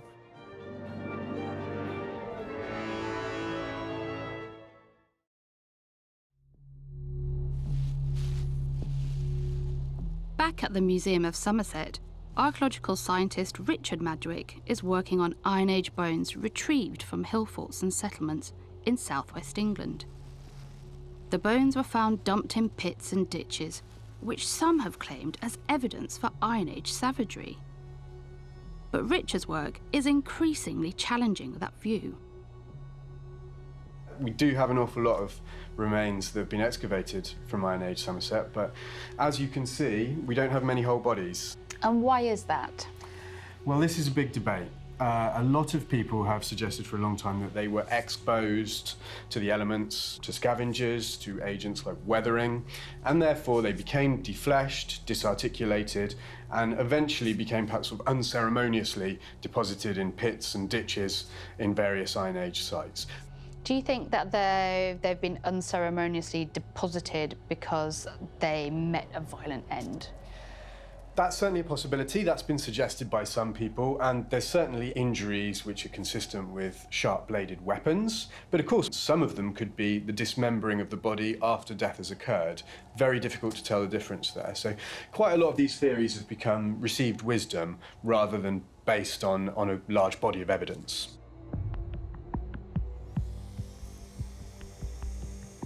Richard's developed a technique to find out how these bones were treated after death. The key to his research is to examine thin cross-sections of each bone under the microscope to see whether the bacteria has attacked it. This is a thin section of a humerus from Glastonbury Lake Village, and we can make out the blood vessels which run through the cells of bone. However, the vast majority of the samples we analysed were really, really poorly preserved, so I've got plenty that I can show you. See, I think without knowing anything about bone histology, you can tell straight away that this looks badly preserved, doesn't it? It's a lot more murkier and muckier, this. You can't actually see any of those really nice holes with the blood vessels that go through. The microscope reveals clear evidence of bone decay. When you're buried as a complete individual, the bacteria in the guts migrate around the body and attack at the bone. So this means rather than the remains having been excarnated and exposed, which would mean the flesh would rapidly degrade and the bacteria would die, this individual was buried whole. Richard's slides tell him that these remains were buried as complete skeletons. So why were they discovered in open pits as many separated bones? This is the exciting element of the research, really, in that it looks that actually what was happening is these individuals were buried and then later, after a period of at least 6 months, revisited and parts of the body were taken away. Richard has discovered that these bones weren't just dumped in the ground. The people who moved them clearly placed great value on how they were handled. Richard, this is absolutely extraordinary. Your work is redefining what we think about the Iron Age and what they do with burials and their practices. It really is. This is not just unceremonious deposition of the dead in any old pit that might be lying around. And on top of that, people have suggested that perhaps we're getting these disarticulated bodies because the Iron Age was a very violent period. But it doesn't look like the main reason why all these bones are becoming separated from the rest of their bodies is because they're being hacked to pieces. It looks much more like they're being buried, returned to, and then parts taken away. Richard's work is uncovering practices that may seem strange and macabre to us. But back in Pocklington, archaeologists are finding further evidence that the way they buried their dead was of great importance to Iron Age communities. All around we have what appears to be parts of animals, mostly pig. So we have a pig jaw and there's more teeth and jaw bones. We have various ribs. The ribs look like they could have been a joint of meat, which indicate that they've placed joints of meat on or around the burial.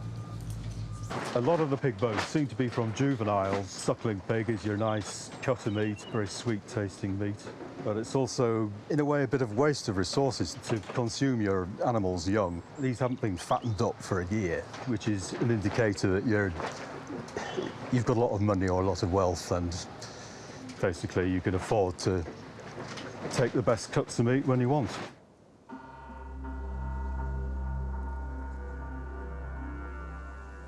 The discovery of a meat hook amongst the pig bones proves a significant find. Certainly, in a British Iron Age grave, that object has not been found. And it does give a bit of an insight into the way they're cooking and preparing the food. The excavation is painting a picture of a huge feast accompanying this man's journey into the afterlife. So this is the meat hook with the ribs? To me, that's one of the most significant things. The fact that they've actually brought it on the meat hook itself. You know, this is hot from the feast. There's a moment of ceremony where somebody brings that and elaborately places it outside the chariot. That's their offering to a man they respect and want to send off with a little bit of a gift from them. There are about 6 pigs represented in the portions of meat that are brought to his graveside. We have a hog roast for a special ceremony like a wedding, and we expect that to feed a large number of guests. So to sacrifice 6 of them tells us about, to me, a massive funeral ceremony. So part of the lavishness of the send-off may be a few people using their connections and their wealth to make a big show of it. That's how their standing is now renegotiated amongst the living. His death leaves a power vacuum. It may well have done. And so how many pigs did you bring for the feast? What did you bring to, did you bring that shield? Was it his shield? Was it your shield? Those are all fascinating questions that we must ask when we deal with the burial.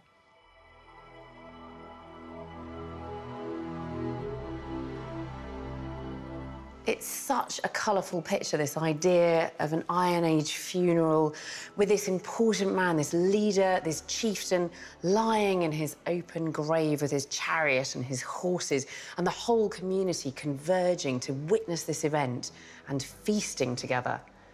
And right now, conservators at Museum of London Archaeology are working on an astonishing set of finds which demonstrates just how important feasting was to Iron Age society.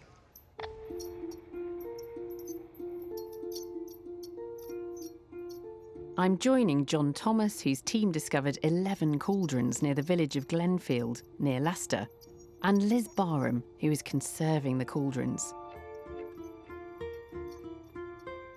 I'm hoping their work can tell me more about how feasts bound Iron Age society together. So this is a CT scan of this cauldron. It is, yeah. And it's picking up the iron really nicely and showing you details that you can't see here. Yeah, so you can see the ring handles really clearly and the band that's attached to the rim, all made of iron. And then that's riveted to the copper bowl beneath, but that doesn't show up because the copper is so thin. It is incredibly thin. I mean, you know, where it's fragmented, you can see just how thin that metal is. Yes, I mean, in some cases, with cauldrons of this type, the metal is even 1/10 of a millimetre thick in places. So they're terribly skillful in making copper bowls of that thickness. They've averaged out at about 50 litres or so per cauldron. That's a lot of broth, or whatever it was. I mean, do we know what was in them? We have found some small pieces of bone in there and also some small charcoal pieces in areas on the surface.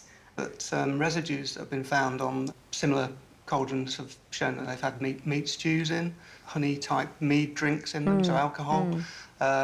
But, you know, sort of catering on a large scale. So this is just one of how many cauldrons did you find? We got 11 complete ones and broken fragments of many others all across the site. So it's a lot of cauldrons altogether. Why do they need so many cauldrons? They're thought to be involved in large groups of people coming together certain times of the year, perhaps to celebrate marriages or mourn people have died, or just bringing people together for creating workforces. So, you know, if you needed something like a big roundhouse building, you get your neighbours in and say, build us a roundhouse and we'll give you a good feast afterwards. And that may be what's going on here. Whether laid on when a crannog was raised or to accompany a spectacular funeral, feasts were the glue that held Iron Age society together. That's the end of the excavation. Everything's been removed and recorded.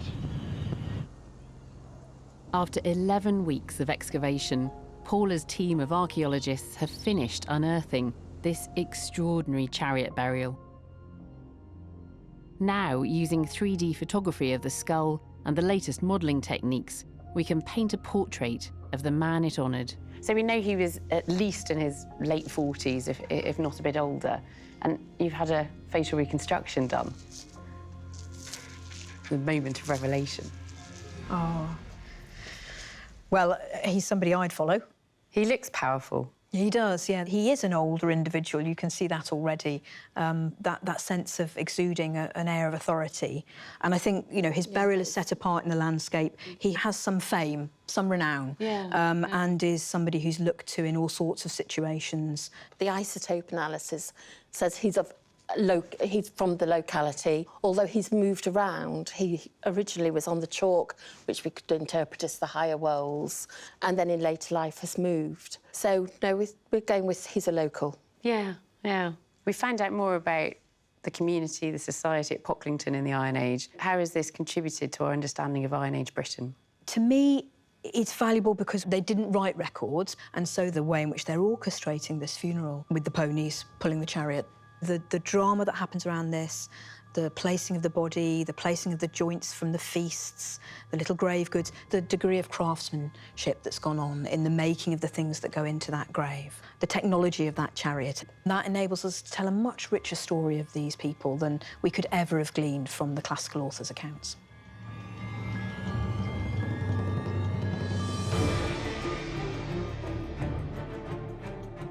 The Romans painted the ancient Britons as barbaric and warlike.